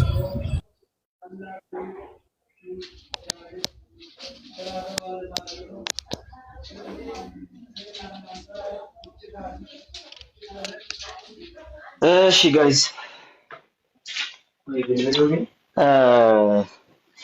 the funniest thing ever ነው የሆነው አሁን ይሄ መግለጫው ማለት ነው። ለልሽ ድጋሚ ደግሞ እስከምሰማው ቸኩያለሁ ምን ያህል ነገሮችን ዳይቨርት እንዳስደረጓቸው ማለት ነውና እኛን አባት ለምሳሌ እኚህ አባት ወን ገብርኤል ምንድን ነው ያሉት? አረ ነይ እምዬ ማርያም ቤዛ ነሽ ያሉ ለዓለም የሚለው መዝሙር ራሱ ልክ አለመሆኑን ያስቀመጡት መጀመሪያ ማለት ነው። ኦኬ፣ ስለዚህ እሳቸው ሲናገሩ የነበረበት መንገድ በቀጥታ መጽሐፍ ቅዱሳዊ ነው ያስባለን ነገርም እሱ ነው። የፍጡር ቤዛ የለውም አሉ ቃል በቃል ማለት ነው። አሁን ጫማ ምንም ብለዋል። የተዋጣቸው አለ እሳቸውም የተዋጣቸው አይደለም። ምክንያቱም በዚህ እንዴት አድርገው እንዳደረጉት ታውቃላችሁ። ግን ደግሞ መዝሙሩን ራሱ ሪጀክት አድርገውታል። ኦኬ ሪጀክት አድርገውታል መዝሙሩን ራሱን ማለት ነው። እዚህ ሰፈር ምን ተብሎ ነበረ? ይሄ መዝሙር እየተዘመረ እንደውም ኧረ ነይ ያላችኋት ወይ ብለን ቪዲዮ ሰርተን ሁላ በቃ በጣም እየተለዋወጥን ነበረ ሜሴጆች ከነሱ ጋር ምናምን በግልጽ ባይፋ ማለት ነው። ኦኬ ታዲያ እነዚሁ ሰዎች ነይ እምዬ ማርያም ብለው ሲዘምር የነበሩ ሰዎች መጀመሪያ እኚህ ሰው ሪጀክት ሲያደርጉ መዝሙሩን አንደኛ ቪዲዮ ይሰሩት እነሱ ናቸው። ኦኬ ታዲያ እሳቸው ይህን ሲሰሩ ያሉት የፍጡር ቤዛ የለውም ቃል በቃል ያሉት እሱ ነው። ማርያም ቤዛ አይደለችም፣ የፍጡር ቤዛ የለውም ነው ያሉት። እየተናገሩ የነበረው በአዲሱ ኪዳን ውስጥ ያለውን የቤዛነት ቴዎሎጂ ነበር እያወሩ የነበረው ራሱ ማለት ነው። ኦኬ ሶ በሰዓቱ ስለ ቤዛነት ሲያወሩ የነበረው ነገር ሙሉ በሙሉ የአዲስ ኪዳኑን ፍጡራን ቤዛ ይሆናሉ የሚል ትምህርት በአዲስ ኪዳን ሪጀክት እያደረጉ ነበር። መዝሙሩን ጨምሮ ሪጀክት አድርገውታል። ባይዘው ኦኬ ድጋሚ ይሄ ቪዲዮ ያላችሁ ካላችሁ መጀመሪያ የሰበኩት ማለት ነው አንድ ቁጥር ጻፉና እሱን ያንን መዝሙር ራሱ አልተቀበሉትም እሳቸው። እንዲህ የሚባል ነገር የለም አለቀ። አሁን ቤዛ ትባላለች ነው ቤዛ አትባልም ነው እንዴት እንደሆነ በማይታወቅ መልኩ በጣም ንዋስድ የሆነ ምላሽ ነው የሰጡት። ኦኬ በጣም ንዋስድ የሆነ ምላሽ ነው የሰጡት። ስለዚህ ይሄ በደንብ ማስገደድ እንደሆነ ከፊት የመጣውን ነገር እንትን እየተባለ እንደሆነ ጠብቂን ንቀይልን እንክርዳድ ምናምን ጭምር እያሉ ዝማሬ ያሰሙ ነበር ጉባኤው ላይ እና ያስቅ ነበር ትንሽ። ሶ ምንድነው ፖይንት? መጀመሪያ የተናገሩትን ሙሉ በሙሉ ነው የካዱት። አንድ ሙሉ በሙሉ ሲክዱት ግን የካዱት እንደው እርግጥ የሆነ ነገር አውርተው አይደለም፣ ከዛም ከዚህም አውርተው የሆነ ሰብጀክቲቭ ነገር አድርገውት እኔ ራሴ በእንታ ስማ ለማርያም እያልኩኝ አድጌ አይነት ሀሳብ ሰጥተው ነው። ሶ እንግዲህ ኔክስት ያለውን ነገር ደግሞ እንመለከተዋለን። ቀጥሎ የሚሆነውን ነገር ደግሞ እንመለከተዋለን በእነሱ ሳይድ ያለው ማለት ነው። ያም ሆነ ይህ ግን መጽሐፍ ቅዱስ በቀጥታ የሚናገረው ነገር አለው። እሱም የሚናገረው ነገር ደግሞ የቤዛነት ጉዳይ ጠዋት ከነቀሲስ ቤት ስናወራ የነበረው ማለት ነው። የቤዛነት ጉዳይ በአዲሱ ኪዳን ውስጥ ለፍጡራን አልተሰጠም። ስለዚህ የኛ አባት የመጀመሪያ ትምህርት በመጽሐፍ ቅዱስ መሰረት ከተሄደ ቫሊድ ነው። ስለዚህ እስቲ ካሉ ኦርቶዶክሳውያን ካላችሁ ግቡና እስቲ ትንሽ እንደው እናወራበት። ኦኬ እናንተ የአዲሱ ኪዳን አማኞች ቤዛችሁ ማን ነው የተባላችሁት? መጽሐፍ ቅዱስ ቤዛ ብሎ ያቀረበላችሁ ለእናንተ ለአዲሱ ኪዳን አማኞች ማንን ነው? እስቲ ይሄን መልሱት። ቤዛችሁ ተብሎ የተቀመጠላችሁ በአዲሱ ኪዳን ቤዛችሁ የተባላችሁት ማንን ነው? መጽሐፍ ቅዱስ ላይ አንድ። ሁለተኛ ማርያም ቤዛዊተ ዓለም ናት ያስባላችሁ ጥቅስ የትኛው ነው? የትኛው አባት ነው እናንተ ባላችሁት መንገድ ያንን የተረጎሙ? እናንተ ያን ጥቅስ ስለምትጠቀሙበት እስቲ ኑና እነዚህን ጥያቄዎች ላይ መልሱልን። እንደው ጌታ ይባርካችሁ መልሱልን። ገንዘብ እንደዚህ ተብሏል፣ ሙሴ እንደዚህ ተብሏል፣ ሰው እንደዚህ ተብሏል፣ ጫማ እንደዚህ ተብሏል። ፖይንቱ እሱ አይደለም። ኦኬ ፖይንቱ እሱ ስላልሆነ ማለት ነው። ስለዚህ ቤዛነትን ስትመለከቱት በምን አይነት መንገድ ትመለከቱታላችሁ የሚለውን ነገር ዲፋይን የሚያደርገው ይሄኛው ነው። በአዲስ ኪዳን ለአዲስ ኪዳን አማኞች ቤዛችሁ የተባለው ማለት ነው። ለአዲስ ኪዳን አማኞች ቤዛችሁ ተብሎ ቃል በቃል የተነገረው ማለት ነው። ከዚህን ጀምርና ወደ ሌሎችም እንሄዳለን። ኦርቶዶክስ ወገኖች ካሉ ማለት ነው። አይ ቃሌ ቅድም አንድ ያነሳሁት አርጉሜንት ነበር። አንተ ከሆነ የራኔስን አይደል ኮት አድርገው ኒው ኢቭ ብሏታል ብለው ስለዚህ የዓለም ቤዛ መባል አለባት ብለው እንትን የሚሉት በዛውም እሱ ዮሐንስ 2ን አንቺ ሴት ከኔ ምን አለሽ የሚለውን ትርጓሜ የራኔስን አክሰፕት ያደርጋሉ ወይ? እሱንም ብንጠይቅስ ሁለቱንም ምክንያቱም ምን ብሎ እንደተረጎመ እንግዲህ ያው የሱ መጽሐፍ እንትን ብለን እናያለን። እና በጣም ይህንን ክፍል እኮ የሆነ ጊዜ ዲቀታ ባይረ ላይ ተጠቅሶ ምናምን እና ታላቁ አንቀበልም ነው ያሉት። አባቶችንም መርጠን ነው የምንቀበለው፣ በራሳችን ትርጓሜ ነው የምንቀበለው ምናምን አሉ እኮ ክፍሉን። አረባከ ኢራኔስ እንደዛ ነው ያሉት። ተነስቶ ነበር የኢራኔስ። አዎ እኛን አባቶችን እኛ ራሳችን ነው የምንተረጉመው ምናምን። ከዛ እዚህ ከጎግል ምናምን የሚወጣው ነገር አንቀበልም ምናምን አለው። እንደውም ሰሙ እና አስታውሳለሁ የሆነ ጊዜ ዳጊ ቤት ነበረ ትክክል ቤት ገብቶ ይህንን መረጃ ሲያሳዩ ሰሙ ደንግጦ ወጣና ታላቁ ጋር ሄደ። እኔም ተከትዬ ስገባ ለታላቁ ሲያሳይ ታላቁ ደግሞ እኛ ራሳችን እንተረጉማለን እንጂ አንቀበልም ምናምን አለው። አይ እስቲ አብረን እናየዋለን። ለማንኛውም ቴዲ እና ቴዲ እና ሰለሞን ያሉ አሉ አይደል? እነሱም አሉ። ቆይ ኦርቶዶክሳውያን ካሉ እናስተናግድ። አዎ በደንብ ቤዛ አላሉም እንጂ። ሰላም እንዴት ናችሁ? ቴዲ እንዴት ነህ? ሰላም ነው? ደህና ነኝ እግዚአብሔር ይመስገን። እኔ ወንጌል አማኝ ነኝና በዚህ ባሉት ነገር ላይ ትንሽ የምናገረው ነገር ስለነበረኝ የገባው። ኦኬ እሺ፣ አንድ ጊዜ ኦርቶዶክሳውያን ካሉ እናስተናግድ ብዬ። ሰለሞን እንዴት ናችሁ? ሰላም ጋይስ፣ ደህና ናችሁ? እግዚአብሔር ይመስገን እና ጌታ ይባረክ። ሁሉ መልካም እግዚአብሔር ይመስገን። ከኦርቶዶክስ በስተቀኝ መጀመሪያ ልናስተናግድ ያስብኝ ነው። በቃ እናንተ መናፍቃን አጋፔ ሞዴሬት አድርግና በቃ ሀሳባቸውን ይስ እኔ ደግሞ ትንሽ ስራ ልስራ እስከዛ። አሃ ነው እንዴ? መቻወቅ እሺ፣ በደንብ አላተኮርኩልበት። አጋፔ ሞዴሬት አድርግና በቃ ቃል ቀጥል። ሞዴሬት ስራ ቦታ ስለሆንኩ አልችልም። አንድ ሰው የምትችሉ ካለ ሞዴሬት አድርጉ። ሙሌ ወይ አንተ አድርግ።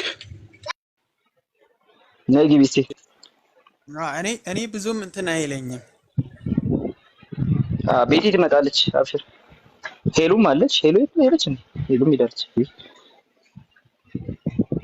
ለማንኛውም እሺ ቤቲ ስለመጣች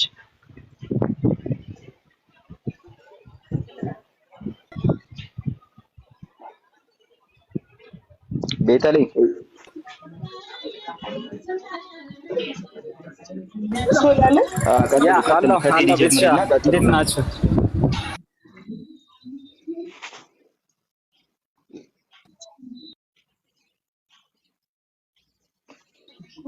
ምን አላችሁ? አይሰማም።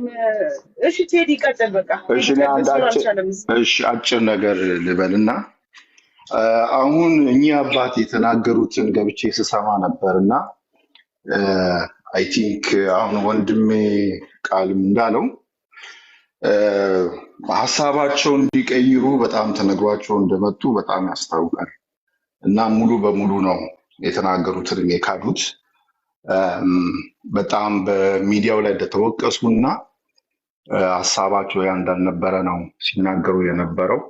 ነገር ግን ምንድነው ይሄ ነገር መነሳቱ ጥሩ ነው፣ ለበጎ ነው።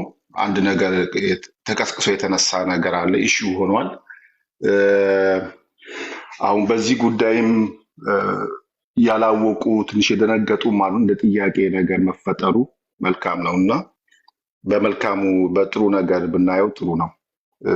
ይሄ ደግሞ የተጠበቀ ነው።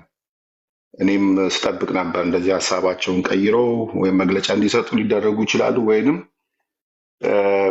በሀሳባቸውም በዛውም ይዘልቃሉ የሚል ሀሳብ አልነበረኝም እና ሀሳባቸውን የሚቀይሩት ነገር ትንሽ ቢያሳዝነንም እውነቱን እያወቁ የተናገሩትን መቀለበሱት። ነገር ግን ጥሩ ነው፣ የጥሩ ጅማሬ ነው ብዬ አምናለሁ እና ቴንኪው ይሄን ልበል ብዬ ነው።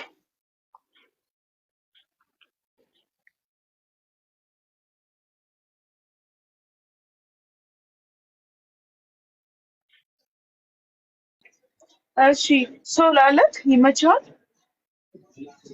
ያ አለው ትንሽ ድምጽም ቢኖር አለው። እንዴት ናቸው ቅዱሳን?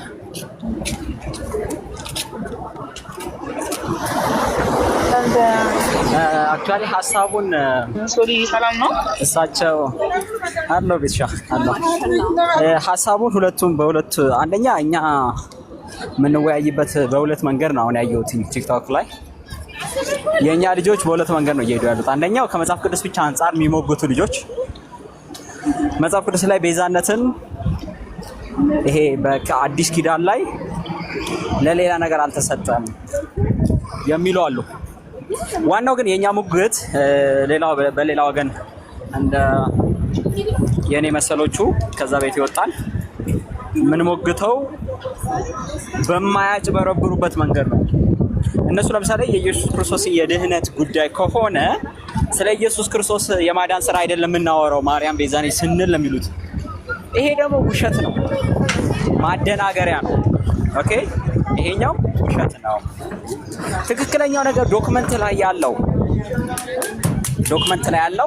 በግዕዝ የሚጮሁት በየቀኑ በየሰዓታቱ በየመጽሐፍቶቻቸው ላይ የሚሉት ነገር ህዝቡ ግዕዝ አይሰማም ብሎ የሚሉት ነገር እንዴ አንቺ ካልሞትሽላቸው ነው ሰዎች ከሲኦል አይድኑም።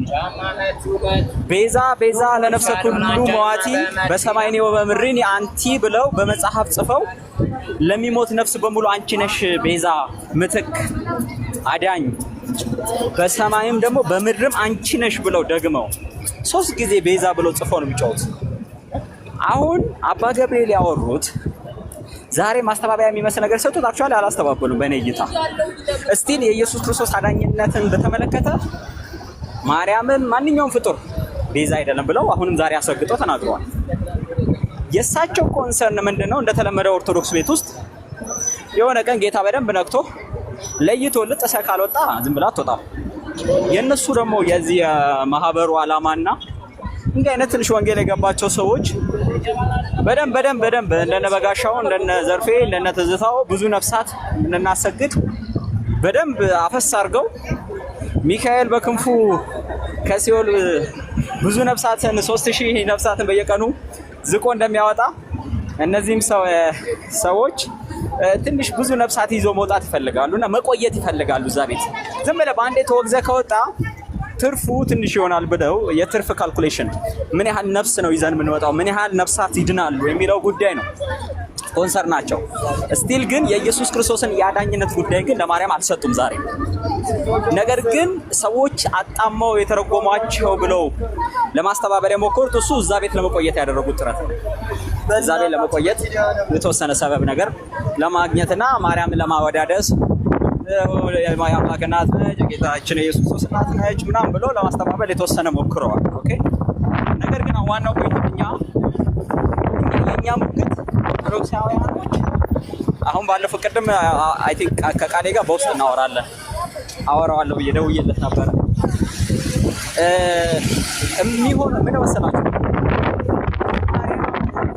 ኦኬ ቤዛ ነች ሲሉ የነፍስ ቤዛ ነች ነው ሊትራሊ እያሉ ያሉት። ልክ እንደ ኢየሱስ በልጇ ጎን በፈሰሰው ደም ታስምረናለች ብሎ እኮ ነው የሚያምኑት። እስቲል ቤዛ ሆና ታድነናለች።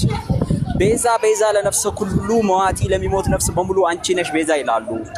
ከዚህም አልፎ እኮ የድፍረት ቃል ሰማይንና ምድርንም ኦኬ በከዋክብት ያስጌጥሽ አንቺ ነሽ ብለው ታላላቅ ብርሃትን የፈጠርሽው ላይ የሚሉ ሰዎች ናቸው እነዚህ። ስለዚህ በመጽሐፍት ነው መሆን ያለበት ሙግቱ። ቤዛ በሚለው ቃል ላይ ብቻ ሳይሆን የማርያም ጉዳይ እንደማያወሩ ኦርቶዶክሳውያንን አክሰፕት ማድረግ ሮንግ ነው። እነሱም ያወሩት ለማጭበርበር ነው። እኛ የኢየሱስን ቦታ ተከምና የሚሉት ኖ ሊትራሊ ለሚሞት ነፍስ በሙሉ ለ9900 ነፍሳት ከሲኦል ኦኬ እንዲድኑ ሙቺ አንቺ ካልሞትሽላቸው አይድኑም ብሎ ነው የሚያስተምሩት። ስለዚህ ይሄንን ጉዳይ ነው እንጂ ፎክ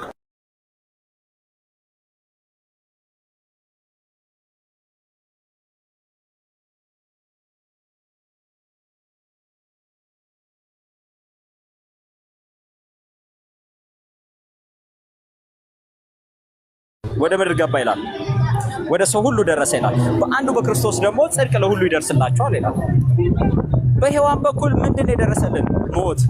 እሺ ታዲያ በዳግማዊት ሔዋን በኩል መዳን የሚባል ነገር አለ እንዴ?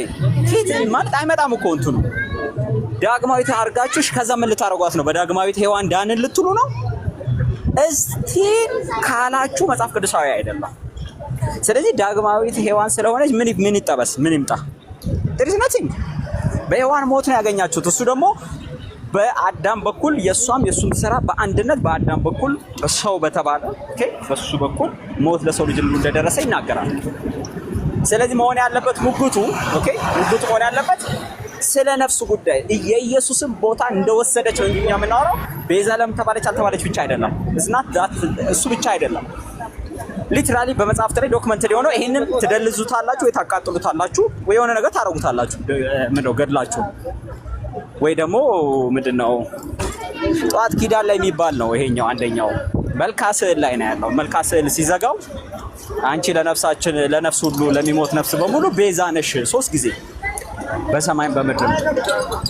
ስለዚህ ይሄ ጉዳይ ኦኬ እሳቸው ይሄ ነገር አልተነካኩም፣ ወደ ዶክመንቱ አልመጡም። እሳቸው ኢየሱስ ብቻ ነው ለሰው ልጅ ኃጢአት የሞተው፣ አዳኙ እሱ ነው፣ ምትኩ እሱ ነው በዛ ኤሪያ። ከዛስ ኦርቶዶክሳውያንም ይሄንንም አይ እኛስ መቼ ሌላ አላል፣ ግን ሙሴ እንደተባለው እናቱ ስለሆነች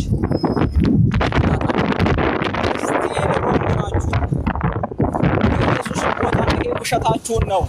እኛ የኢየሱስን ቦታ አነካም ከኢየሱስ ጋር እኩል አናረጋትም ምናምን የሚለው የውሸት ፖለቲካችሁ ነው።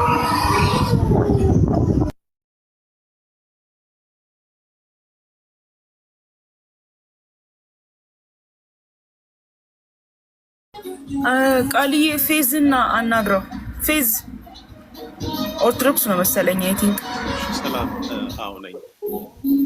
ነካ?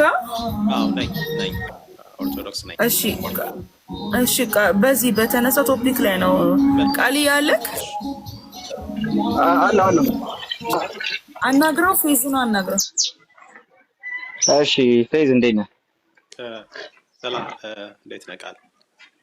አለን ፊት ነው አለው። እግዚአብሔር ይመስገን።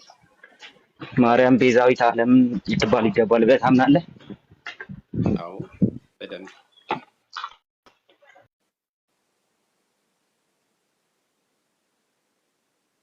ይሰማል? በማን ስልጣን ነው በዛ ልትል የቻልከው? አይሰማም፣ በጣም ርቋል። ርቆብናል ድምጽ ትንሽ። አሁንስ ይቅርታ። እሺ ተመደራ ነው ይሰማል አሁን? እሺ እንግዲህ በመጽሐፍ ቅዱስ እግዚአብሔር አምላክ እንደሆነ ይገልጻል። በጸጋ ደግሞ አማልክት ዘበጸጋ እየተባሉ ኧረ ድምፁ ግን የለም፣ አይሰማንም። እኛ ድምፅ አይሰማም። ድምፅ ትንሽ እንትን ብለሃል እና አሁን ይሰማል። እሺ ማርያም እንዴት ቤዛዊት ዓለም ትባላለች በሚለው ነው አይደል? አሃ እሺ እግዚአብሔር አምላክ የባህሪ አምላክ እንደሆነ ይገልጻል። ግን ደግሞ በጸጋ አማልክት የተባለው አለ፣ አምላክ ተብለው የተጠሩ አሉ። ምሳሌ እንደ ሙሴ ከቅዱሳን ነቢያት አይደለ? እሺ ቀጥል። የጠየቀኝ ጥያቄ ምን ነበር? ተብለው ቢጠሩ አሉ አይደለ? በጸጋ ፌዝ የጠየቅኩ ምን ነበር? አይ እንትን እላለሁ እመልሳለሁ። ቤዛዊት ዓለም ትባላለች? አዎ አልኩ። ግን በመጽሐፍ ቅዱስ እግዚአብሔር አምላክ የባህሪ አምላክ መሆኑን ገልጾ በጸጋ ደግሞ አማልክት የተባሉ አሉ። የጠየቅኩ ጥያቄ ምን ነበር? አስታውሰን እስኪ። መለስኩልህ። አዎ ማርያም ቤዛ ልትባል ትችላለች? አዎ ቤዛዊት ዓለም እንላታለን አልኩ። ግድ እሺ፣ ይሄንን እንድትል ማን ስልጣን ሰጠህ ነው ጥያቄው። ማለት በጸጋ ምናምን ሌላ ርዕስ ነው። ይሄን እንድትል ቤዛዊት ዓለም እንድትል ስልጣን የሰጠህ ነው። መጽሐፍ ቅዱስ አማልክት የተባሉ አሉ አይደል? እሺ አማልክት በጸጋ ማለት ቤዛ ኩሉ ዓለም ማለት ነው አይደለም? በጸጋ አምላክ ካልሆነ ተው በቃ ጣለው እሱን እና ወደ ጥያቄውን በቀጥታ መልስ። ናልከኝ ካልሆነ እሱ ማለት ካልሆነ ጣለው እሱን በቃ እና ጥያቄውን በቀጥታ መልስ። ውይይት ስለሆነ ነው። አይ ኢቭን ቤዛዊት የሚለው ከዛ በጣም ከፍ ያለ አምላክ እንኳን የተባሉ አሉ ልልህ ነው። ብዙ የሚደንቅ ነገር የለም። ማን እሱን ጠየቀ? የጠየኩ ሌላ ነገር ነው እንደሚ ጥያቄውን መልስ በቀጥታ። እኛ ቤዛዊት በማን ስልጣን ቤዛዊት ዓለም ትላላችሁ ብለህ ነው የምታስበው? ከዛ ምን መልስልህ? ይቅርታ ለምን ነው የምትጠይቀኝ? እኔን ራስህ በምትለው መንገድ ቤዛዊት ዓለም ስትል በማን ስልጣን እንዳልክ ንገረኝ። እሺ በጣም የሰላም ውይይት ነው። እሺ የምናደርገው እንደማለት ብዙ ክርክር ሳይሆን ለመማማር ነው። ኦኬ ለመወያየት ነው። ላንስማማ እንችላለን። ሰላማዊ ውይይት ነው። እሺ የምናደርገው ይሰማል። እሺ እየጠበቅኩ ነው። ጥያቄውን መልስ ብቻ እየጠበቅኩ ነው። ሰዓታችንን እያየን ስለምናደርግ ማለት ነው። ቀጥል። ይሰማል? ይቅርታ። አዎ የጠየቅኩ ጥያቄ ማርያም ቤዛዊት ዓለም ስትል በማን ስልጣን ያልከው ስለሆነ ቀጥታ እሱ ነው። ግን ከዛ በፊት ምክንያቱም አንዳንዴ ሚስ ፕሬዘንቴሽን ስላለ እናንተ ቤዛዊት ዓለም ስትሉ ክርስቶስ በመስቀል ላይ የከፈለውን ዋጋ ስለኛ መሞቱን መሰቀሉን ቤዛ መሆኑን ያንን ነው የሚል ሀሳብ ስላለ ይሄ ሚስ ፕሬዘንቴሽን እንደዛ ማን አለ? ፌዝ ጥያቄው እሱ አይደለም። በኮመን ግራውንድ ላይ ተስማምተን እንደነበረ ከመጀመሪያ ጀምሮ ስንነጋገር ስለነበረ እዛ ውስጥ እንትን አታድርግ፣ አትግባ። እኛ እሱን አላለም። ማርያም ተሰቀለች ምናምን እሱን አለ። ፖይንቱ በማን ስልጣን ቤዛዊት ዓለም አልክ ነው። በጣም ጥሩ። ስለዚህ እኛ ማርያም መጀመሪያ በማን ስልጣን እንደሆነ ንገረን። ምን አልከኝ? በማን ስልጣን እንደሆነ ንገረን መጀመሪያ። በጸጋ ነው እኛ ቤዛ የምንለው። ማስረጃ እግዚአብሔር በሰጣት ጸጋ ነው። እግዚአብሔር ስለሰጣት ጸጋ ነው። ምንድን ነው የሚለውን ላብራራልህ እንግዲህ ካዳመጥከኝ። ወይ አንተ ጨርስና እኔ አዳምጣለሁ። ምክንያቱም ውይይት ስለሆነ አይ ዶንት ኖ እንዳልኩክ አንደኛኛ እመቤታችንን ቤዛዊት ዓለም ስንላት መቼም ቤዛ የሚለው ትርጉም በመጽሐፍ ቅዱስ በኢትዮጵያ መጽሐፍ ቅዱስ በታተመው ላይ ወይም አለቃ ኪዳነ ወርቅ አይደል ነው። እሱን እንትን የምትል ከሆነ ቤዛ የሚለው ብዙ ትርጉም አለው አይደለ? ለክርስቶስ እንትን ያለ አለ የተሰጠው እንትን አለ። ይቅርታ ያልጠየቅኩህን ሁሉ ነው ያወራኸው። ስለዚህ ፌዚ እንትን ላድርግህ ነው ትንሽ ባውንድ ላድርግህና ወደ እንትን ልሰድ። አዲስ ኪዳን አማኝ ነህ አይደል? የአዲስ ኪዳን አማኝ አይደለ?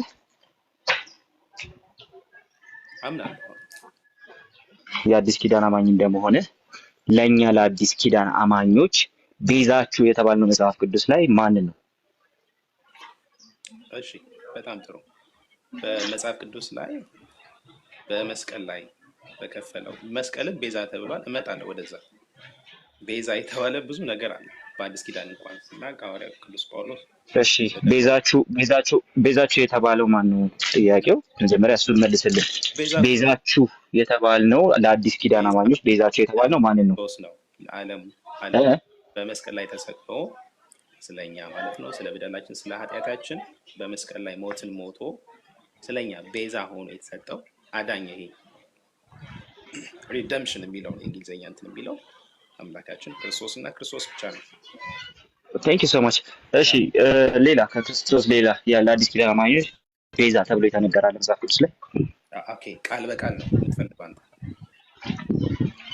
አዎ ቃል በቃል መልስልኝ። እንደውም ቤዛ ተብሎ የተቀመጠ አለ? ኦኬ በጣም ጥሩ።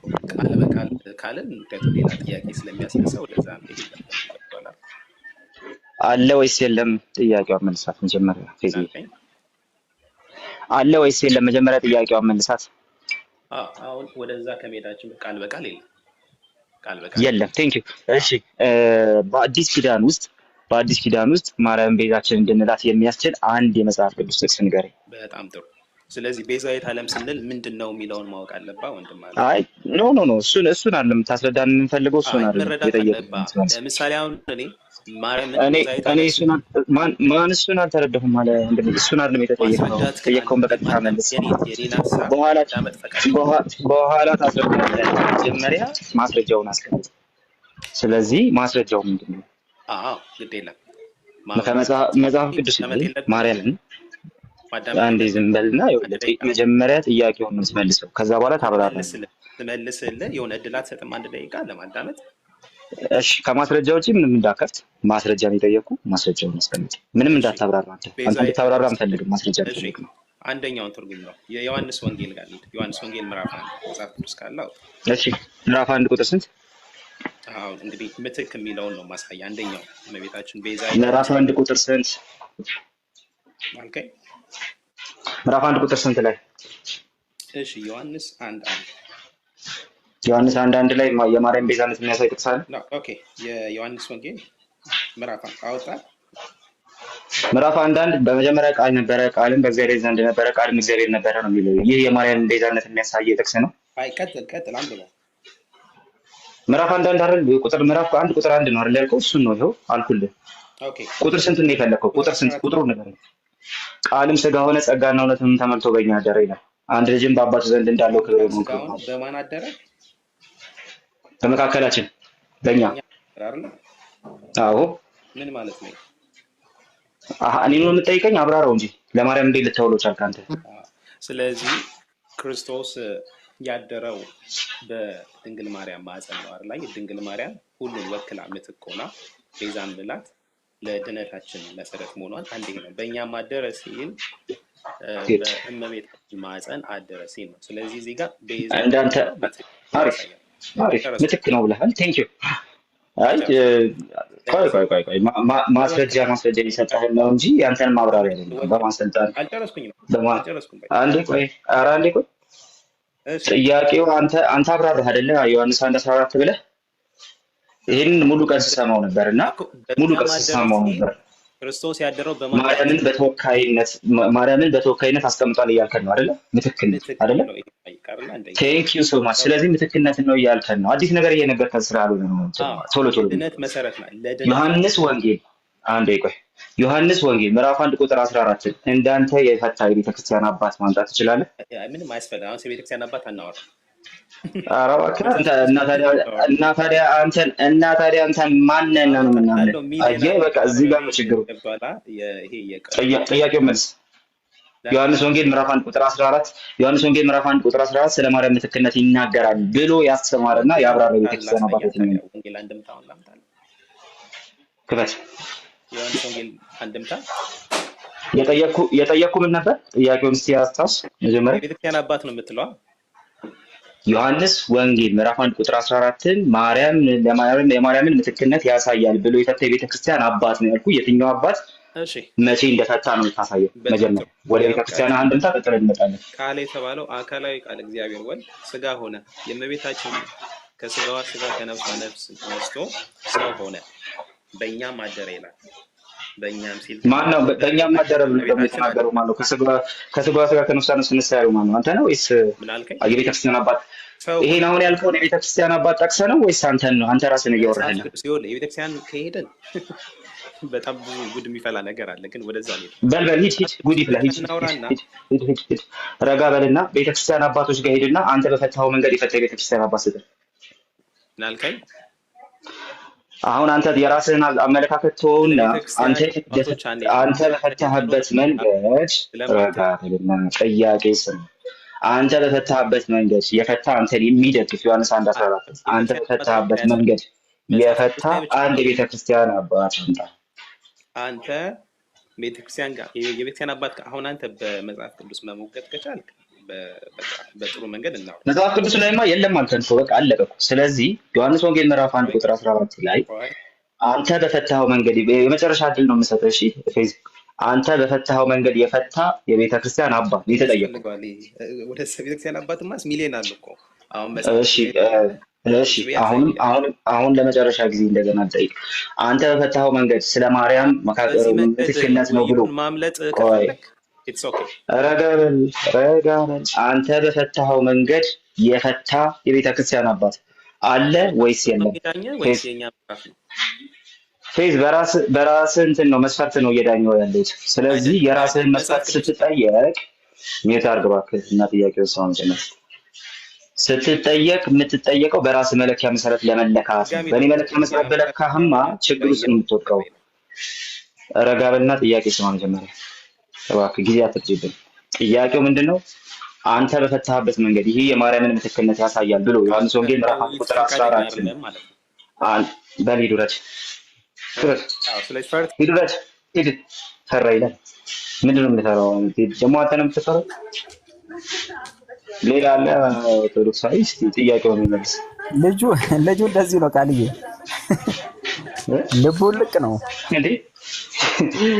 ማን ፈታ ይባላል አያስፈልግም ይላል እንዴ? ስትፈልግ ሶሎ ስክሪፕቸር ተመላላሽ ታካሚያችን ነው። ኧረ በጌታ ማን ይሄንን ጥቅስ ማን ተጠቀመው?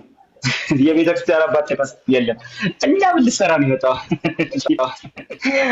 እሺ አሁን እስኪ ሌላ ሰው ደግሞ አስገብተን አንድ ነገር ላሳየ ቃልዬ። አንድ ኦርቶዶክሳዊ ካለ የኢየሱስን ቦታ እንደሚሰጡ ላሳያቸው። አንዴ በራሳቸው መጽሐፍ ቃልዬ ሰላም ነው። እኔ ልውረድ በቃ ሁላችንም አማኞች ነው መሰለኝ። ሁላችንም ሰላም ነው አለ እኮ ወርጭ ለብሽ ንዜኑ ሞተከ አሶል ግን ምንድነው? ንዜኑ ሞተከ ምንድነው ትርጉሙ? ሞትህን እንናገራለን የኢየሱስን። ኦኬ አይ ደስ ይላል። አሪፍ ነው። በዜማ አለው ሞተከ ከመሀል ቆርጦ ወስዶ ነው ከቅዳሴ የሰረቀ ሰው ነው። ዜማውን እንዳትገለብጠው። ንዜኑ እንዴት ነው? ሰላም እንዴት ነው? ዲያቆን አይደለ? ያው ፐርሰናል ነገሮች ይወራሉ። እንደዚህ ነው ትላለህ። ዲያቆን ነው ወይ? አዎ ይወራሉ በደንብ። አይ አይደለም፣ ዲያቆን አይደለህም? እሺ አይ ላሳየ ነው ካወክ ብዬ ነው እኔ። አሁን አንተ ማርያም ቤዛ ነች ብለህ ታምናለህ? የዓለም ቤዛ ነች፣ ነፍሳችንን ከሲኦል ታድናለች ብለህ ታምናለህ? መጀመሪያ ትመልሳለህ ቀጥታ። ይኸውልህ እኔ መጨቃጨቅ አልወድም፣ መነዛነዝ አልወድም፣ ዙሪያ ጥምጥም ፖለቲካ አልወድም። ቀጥታ ነው እኔ ማርያም አንተን ከሲኦል ታድናለች፣ ለነፍስህ ቤዛ ትሆናለች አትሆንም? ቀጥታ አይ ወይ አዎ ነው መልሱ። አሁን ከሲኦል ታድናለች አታድንም የሚለው ምን ከምልጃ ጋር ለማገናኘት ፈልገህ ነው? ኧረ እባክህን ስለሱ አልጠየቅኩም እኔ። ቀጥታ ለነፍስህ ነፍስ ቤዛ ማለት ይኸውልህ ብራዘር፣ አሁን እኛ የምናወራው ስለ ቤዛ ስናወራ የኛ ውይይት ነው የምልህ። አንተን ማርያም ለነፍስህ ዋስ ሆና ለነፍስ ምትክ ሆና አንተን ከሲኦል ታስጥልሃለች አታስጥልህም? ታድንሃለች አታድንህም? ፖይንቱ በቃ አዳምጠኝ። ለምሳሌ አዳምጠኝ። አሁን እየሰማኸኝ ነው ሰለሞን? እየሰማኸኝ? ቀጥታ አይ ወይ አዎ በል መጀመሪያ እንድሰማክ ማብራሪያውን። አዳምጠኝ እየሰማህ ካልሰማህ ለነፍስ ቤዛ ነች አይደለችም? ብራዘር ምን ሆነ ነው? ለዓለም ሁሉ ነፍስ ለሚሞት ሰው ሁሉ ነፍስ ቤዛ ነች አይደለችም? ማርያም አይ ወይ አይደለም የስ ኦር ኖት ልና ከዛ ታብራራለህ። እንደዛ ተብሎ የሚመለስ የለም። እንደዛ ተብሎ የሚመለስ ነገር የለም። ስለዚህ ወረድ ምን ትሰራለህ? ምን ትሰራለህ? በቃ ካልመለስክ እኛ አይ ወይ ጥያቄውን አሻሽልለት ፖሊዬ፣ አሻሽልለት። እንደ ክርስቶስ ሞታ እሱ ልክ እንደ ሞተላቸው ለኃጢአታቸው እሷም ሲሆን ላሉት እንደ ክርስቶስ ሞታላቸው የጽድቅ ምክንያት ድህነት ሆናለች አልሆነችም? ጥያቄ ፖሲብል አይ ወይ አይደለም በልና ከዛ ነው የምታብራራው። ከምልጃ ጋር በተገናኘ ከሆነ አልጠየቅንህም። ቤዛዊተ ኩሉ ኦኬ፣ ቤዛዊተ ኩሉ ቤዛ ስትሉ ማርያምን በግዕዝ ስትሉ ምን እያላችሁ ነው? ነፍሳችንን ከሲኦል በእኛ ምትክ ታድነናለች። ማን ነው ከሲኦል የሚያድነው? ከሲኦል የሚያድነው ማን ነው? ከሲኦል ሞታ ማርያም ሞታ ፖሊዬ ጨምርለት። ሞታ ልክ እንደ ክርስቶስ ሞታ እሱ መልስ። ችግሩ ምንድነው? ዝም ብሎ ለብ ያረ አሁን ከቃሌ ጋር መሞት አይጠበቅባትም። ቆይ ከቃሌ ጋር ባወራ ልግባባ ይችላል። ኖ አይ አትግባባም። ከኛ ጋር ሳትግባባ ከሱ ጋር አትግባባ። ስማ በፍልጥ እያወራ ስለሆነ እንዲህ ካልሆነ እንዲህ ነው እያልክ ይኸውልህ ትምህርታችሁ ማለት ነው እያጭበረበራችሁ ብላችሁ ጸጉራችሁን እየነጫችሁ ሰውን በድንጋይ ለመውገርና ደሞዝ ለመያዝ ጳጳስ ላይ አፍ ለመክፈት የሮጣችሁትን ያህል መጣችሁ ግን መጽሐፋችሁን ማስጣላት ትችሉ። ኦኬ ብራዘር ትምህርትህን የምትቀበለው ከሆነ የማርያምን ቤዛነት ቤዛ ለነፍሰ ሁሉ መዋቲ የሚለውን ትቀበላለህ አትቀበልም? አንተ ምን ማለት ነው? ትቀበላለህ አትቀበልም? ብራዘር ምን ማለት ነው? ሲነገረኝ ሲያንተ ምን ማለት ነው? ልትወርጉምልህ? ምን ማለት ነው? ለሚሞት ሰው በሙሉ ማርያም ቤዛ በሰማይና በምድር አንቺ ነሽ ብለህ ትቀበላለህ አትቀበልም? አሁን እዚህ ጋር የተጠቀሰው ልክ ትቀበላለህ አትቀበልም? አታብራራ ብራዘር። ትቀበላለህ አትቀበልም? መጀመሪያ ከዛ ታብራራለህ። አብራራ ስልህ ይሄ መልካስ ላይ የተጻፈ ነገር ነው እያወራ ትቀበላለህ አትቀበልም? እንዴ አየው እንዲህ ነው የሚጨንቃችሁ። እውነት እንዲህ ጨንቃል ባይዘው አይደለ? ግን ብትውጠው ፈውስ ነው ብራዘር። የተጻፈ ነገር የምናዜመውን ዜማ ምን ነው? ትቀበላለህ አትቀበልም? በለው ትቀበላለህ ወይ? እቀበላለሁ በል። እሺ ታዜመዋለህ ተደብቀህ ሌሊት ኪዳን ላይ ግን እዚህ አደባባይ ላይ አዎ እቀበላለሁ በል። ቶሎ በል በቃ። አሁን መጽሐፍ ቅዱሳዊ ማስረጃ ታመጣለህ። ሄዳ ማርያም እንዴት አድርጋ ነፍስህን ከሲኦል እንደምታድንልህ ወይ ደግሞ ለሚሞት ሰው በሙሉ ቤዛ ነሽ በሰማይም በምድርም አንቺ ነሽ የሚል መጽሐፍ ቅዱስ ላይ ሄደና አምጣ። ቶሎ በል አሁን ሰማሃለሁ።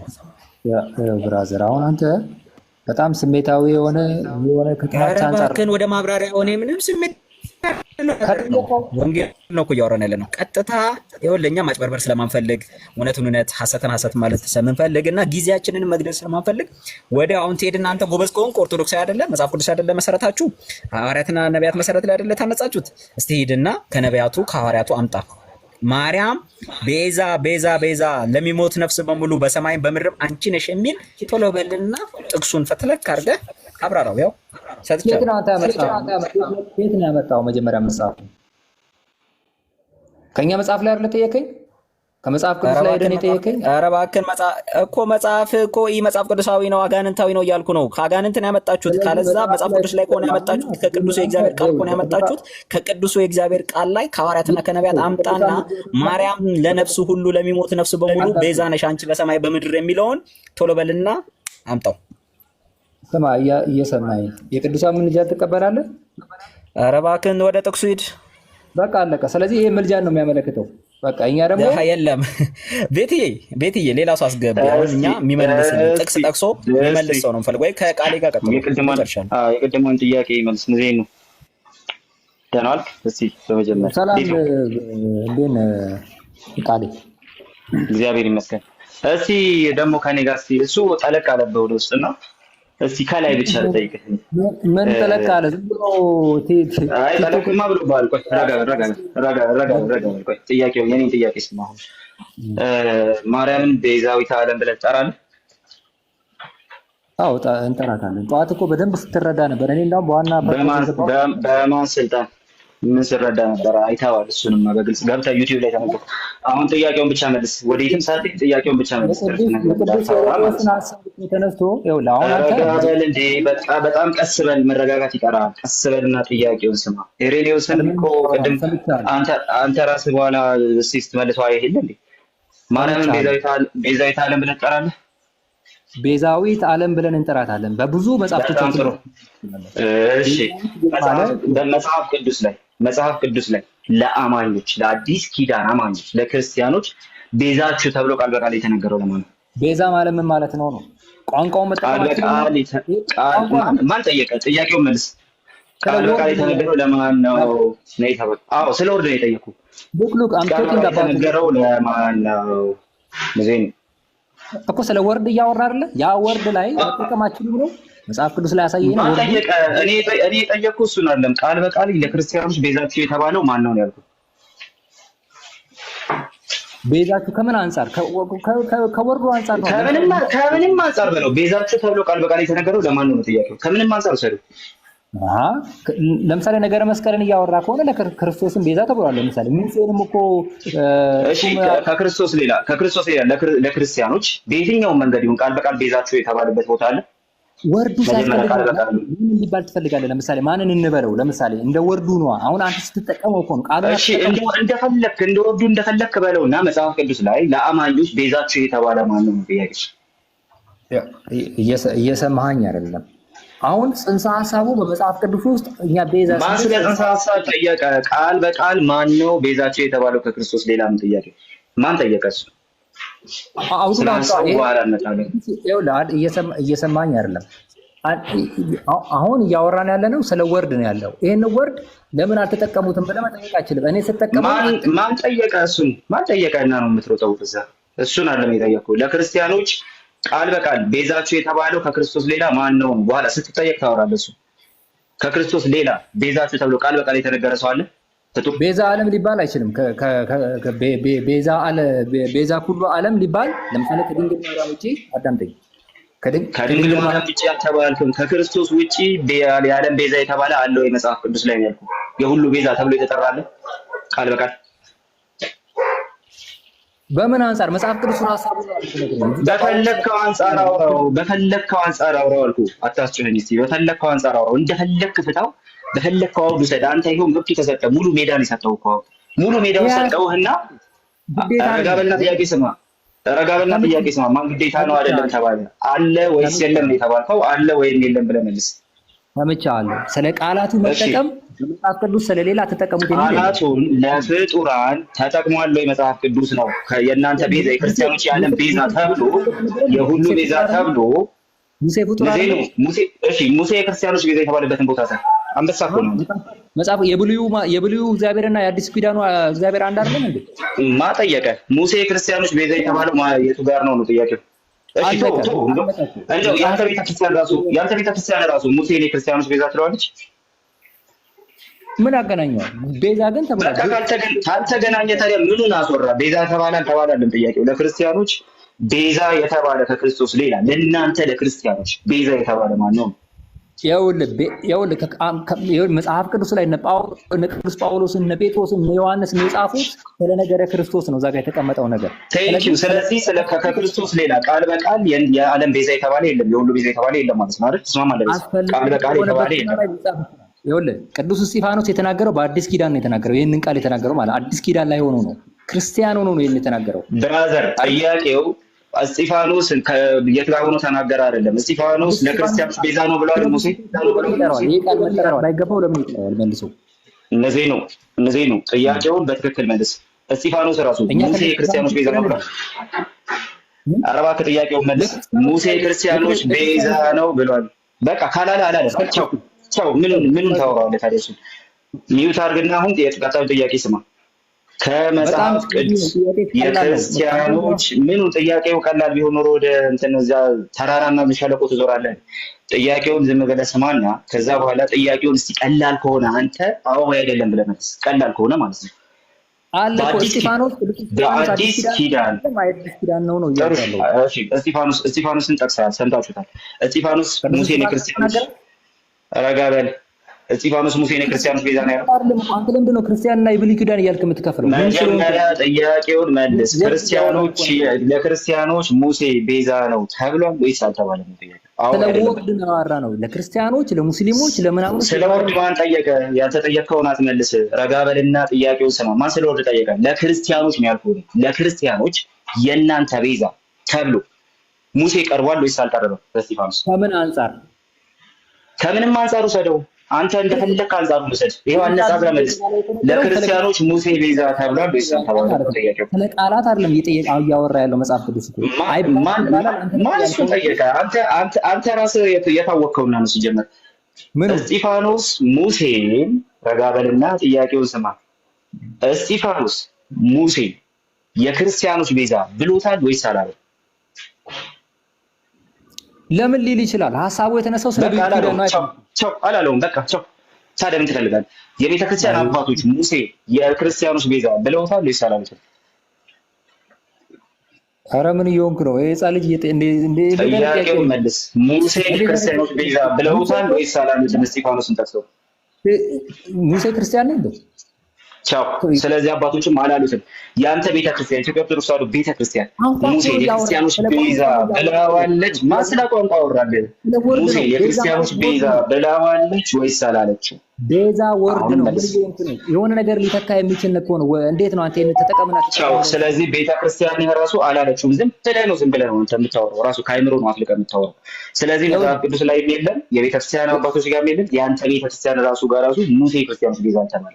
የጠየቁት ጥያቄ አሁን እንደዚህ ነው። መጽሐፍ ቅዱስ ብሎታል። ስለ ቃሉ የቱ ጋር ተገኘ አልተገኘም አይደለም። ጥያቄውን ዝም ብለህ ስማ። ጥያቄውን ስማ። ለመጨረሻ ጊዜ ነው ይሄን ምላሽ የምሰጠው። ይሄን ጥያቄ ብጠይቅ ለመጨረሻ ጊዜ እጠይቅሃለሁ። ጥያቄ በዓለም ላይ የለም። ባይዘወይ ይሄን ወርድ ዛሬ ገና ነው ጠይቄያለሁ። አንተ ሲጀመር መች ተጠይቀህ ታውቃለህ? ይሄን ጥያቄ ለማንኛውም ይሄንን ጥያቄ እንደገና ለመጨረሻ ጊዜ ጥያቄ ስማ። ነጽሮ ሚዩታር ጥያቄ ስማ። ጥያቄውን ሳሰማ ዝም ብለህ ታወራለህ። እሺ ጥያቄው ይሄ አዲስ ኪዳን ቤዛችሁ ብሎ የሚያስተዋውቀን ለኛ ለክርስቲያኖች ማንን ነው? ከክርስቶስ ሌላ ይሄን ጥያቄ መልስ። ከክርስቶስ ሌላ አዲስ ኪዳን ቤዛችሁ ብሎ የሚያስተዋውቀን ማንን ነው? እከሌን በልና ከዛ ትቀጥላለህ። እከሌን ብለህ ነው መልሰው። ይኸውልህ አሁንም አንድና አጭርና ቀጭን መልስ ነገር ቤዛ የሚለው ቃል ነው። ስለ ወርድ ነው እያወራህ ያለው። ኦኬ። ስለዚህ ስለ ወርድ ነው እያወራህ ያለው። ስለዚህ ወርዱን መልስ ነው። መጀመሪያ የወርዱን መልስ። ከክርስቶስ ሌላ ቤዛችን የተባለ አለ ወይስ የለም? ቤዛችን ክርስቶስ ነው ሲል ድንግል ማርያም ቤዛ ናት ሲል ሙሴ ቤዛ ነው ሲል በፍጹም የሚገናኝ ሐሳብ አይደለም። ሲጀመር ድንግል ማርያም ቤዛ ናት መች አለ መጽሐፍ ቅዱስ? እንደውም እሺ መጽሐፍ ቅዱስ ማርያም ቤዛ ብሏታል? ሐሳቡ አለ። እኛ ቤዛ የምንለው ምኑን ነው የምትለው? እሺ ሐሳቡን አሳይ። እንደገና ድል እየሰጠው ነው። ሐሳቡን አሳይ። በቃ በጣም ጥሩ። ያው አሁን አንተ ችግር የተቸገርከው ምንድነው? ጥቅሱን ነው የምታመጣው። ሐሳቡን አሳይ። ሐሳቡን ማላገናኝልህ ነው። ቤዛ የምንለው ምንም አንተ እንዳታብራራ ማን ጠየቀ? አንተ መጽሐፉን ነው ግለጥ የተባለው። በመጽሐፉ ላይ ሐሳቡ አለ ብለህ የቱ ጋር እንዳለ አሳይ። ባይዘወይ እኔ ጠዋት አንተ በኦርቶዶክስ ቀላል እስር ቤት ነው ያለፈው። ረጋ በልና የተጠየቀውን ጥያቄ ብቻ መልስ። አንተ ለምንድን ነው ረጋ በል? ቀሲስ ሊበኩሉ ይላል። ቀሲስ ሊበኩሉ ጋርማ በጣም አወራን እኮ በጨዋነት የተጠየቁትን በተቻላቸው አቅም እየመለሱ። ረጋ በልና ጥያቄ ሰምተህ ነው የምትመልሰው። ሐሳቡ አለ ብለሃል። ሐሳቡን መጽሐፍ ቅዱስ ላይ ሂድና ፖይንት አውጣ። የራስህን ሐሳብ በጭራሽ እንዳታወራ። በልቀጥል ከዚህ በኋላ ሚውት የምታደርገኝ ከሆነ እወጣለሁ በሰላም። ይሄን ያክል ብዙ ምን ተናገር ሲጀምር ለማታደርግ ይሄው ሚውት አደረኩ። ጥያቄውን ስማና መልስ። ሐሳቡን ብቻ ከመጽሐፍ ቅዱስ አሳይ። ይሄው ሚውት አድርጌያለሁ። ውጣ ከፈለክ። ሐሳቡን ብቻ መጽሐፍ ቅዱስ ላይ ሄደህ አሳይ። የራስን ማብራሪያ አላሰጥ።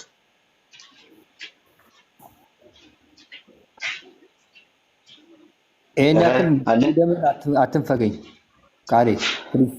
ስለዚህ ጥያቄውን መልስ። ሐሳቡ አለ ብላ ሐሳቡ የቱ ጋር ነው ያለው? ጥቅሱን ብቻ ነው የምትሰጠኝ። አንተ ማብራሪያ አልፈልግም ብያለሁ። እንዴ ቤዛ የሚለውን አንስቼ ነው ላወራ የምችለው እንዴ? ለምንድን ነው ምን አገባኝና ነው? ጥቅሱን ስጠኝና ታብራራለህ። ጥቅሱን አስቀድም። ስለ ወርዱ ሳላወራ ጥቅሱን ለምን ከምን አንፃር ልጠቅስ ይችላለሁ? በኋላ ታብራራለህ። ጥቅሱን ብቻ አምጣ። በኋላ ታብራራለህ። ጥቅሱን ብቻ አምጣ። እኔ ከምን ቃል በቃል ተነስቶ አላልኩም። ሀሳቡን ጥቅሱን ብቻ አምጣ። ሶሪ በጣም መልሳለህ ወይስ ወደ ሌላ ሰው እንቀጥል? ውይ ወረደ።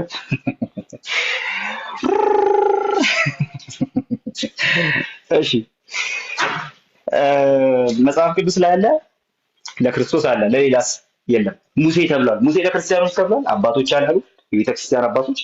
መጽሐፍ ቅዱስ ራሱ የክርስቲያኖች ቤዛ ላለው የራሱ ቤተክርስቲያን የክርስቲያኖች ቤዛ ላለው። ታዲያ ምንድን ነው የምትነግረህ? ምንድን ነው የምታወራን? እኛን መተህ ኦኬ፣ ምንድን ነው የምታወራን? ባይ ዘ ዌይ እንዲህ አይነት ሰዎች በምንም ተአምር ማስረጃ ሳያመጡ ማውራት አይጠበቅባቸውም። የለባቸው ማውራት ራሱ የለባቸው። መጀመሪያ ማስረጃ አቅርበው ማውራት ያለባቸው። እሺ ታዲያ እሺ እንትኑ አለ ሐሳቡ አለ አልኩት። አዎ እሺ አምጣው። አይ መጀመሪያ ቤዛ ማለት ማን ቤዛ ማለት አለ? ማን ጠየቀ ስለ ቤዛ ማለት? ሐሳቡ አለ ብለሃል። ሐሳቡ ያለበትን ቦታ ማምጣት ነው። ስላሴ ሐሳቡ አለ ወይስ የለም? አለ። የቱ ጋር? ማቴዎስ 28 አለቀ። ከዛ በኋላ እሺ እንዴት ነው የሚያብራራው ተብለህ ትጠየቃለህ። ማቴዎስ 28 ብለህ ከመለስክ በኋላ እሺ ይሄ አሁን ስላሴ እንዴት ያብራራልሃል ተብለህ ስትጠየቅ ታብራራለህ፣ ማስረጃ ሳይኖር። ኦኬ እሺ የቱ ጋር ነው ሐሳቡ ያለው ስትባል ኧረ ቤዛ ማለት ብለህ ጀምረህ ኦኬ ሐሳቡ አለ ስለ ስላሴ ሐሳቡ አለ አልኳችሁ። እሺ ሐሳቡ ካለ የቱ ጋር ነው ያለው ስትሉኝ ስላሴ ማለት በመጀመሪያ ብዬ አልጀምርም። ሐሳቡ የቱ ጋር ነው ያለው ለሚለው ጥያቄ ነው መልስ የሚሰጠው። ጥያቄው መጽሐፍ ቅዱስ ላይ ሐሳቡን ያሳይ ስለሆነ ኦኬ። ስለዚህ ሮጬ ሄጄ የማቴዎስ ወንጌል ምዕራፍ 28ን እጠቅሳለሁ። ስላሴን ላውራ ከተባለ ኤፌሶን ምዕራፍ 1 እጠቅሳለሁ። ታዲያ ይሄ እንዴት ያስረዳል አስባል ይገርሳል። ኦኬ እንዴት እንደሚያስረዳ አስቀድሜ አውርቼ አይደለም የምቀጥለው ማለት ነው። ስለዚህ ስትጠየቁ ማስረጃ ነው የተጠየቃችሁ። አብራሩ ስትባሉ ታብራራላችሁ። አብራሩ ስትባሉ ታብራራላችሁ። የአይቶስ ሀርሽ ምክንያቱም ጥያቄውን እየመለሰ አልነበረም ማለት ነው። ጥያቄው ማስረጃ አቅርብ ነው እንጂ ሌላ ነገር አውራ ስላልሆነ ማለት ነው። ኦኬ ሌላ ነገር አውራ ቢሆን ጥሩ። ማስረጃ ነው የተጠየቀው፣ ማስረጃውን ማቅረብ። ከዛ በኋላ እንዴት ይላል። ይሄ እንዴት ነው የሚያብራራው? የለም። ኦኬ ስለዚህ ስቲል ይሄ የሚያሳየን ነገር አለ። የሚያሳየን ደግሞ ማስረጃ የለም ለሚወራው ነገር። ማርያም ቤዛዊት ዓለም ናት ተብሎ ለሚወራው ነገር ፒስ ኦፍ ኤቪደንስ መጽሐፍ ቅዱስ ላይ አታገኙም። ኦኬ አንድ ቁራጭ ኤቪደንስ አይ ዴር ዩ ኑና ሳዩ። መጀመሪያ እኛ የፈለገው ማብራሪያ ሳይሆን ማስረጃ ስለሆነ የእናንተ ማብራሪያ ያዛርጋችሁት ማስረጃውን ብቻ ይዛችሁ ትመጡና ከእናንተ በፊት እንደናንተ እናንተ ያስቀመጣችሁትን ማስረጃ የተረዳ ቤተክርስቲያን አባት ታመጣላችሁ።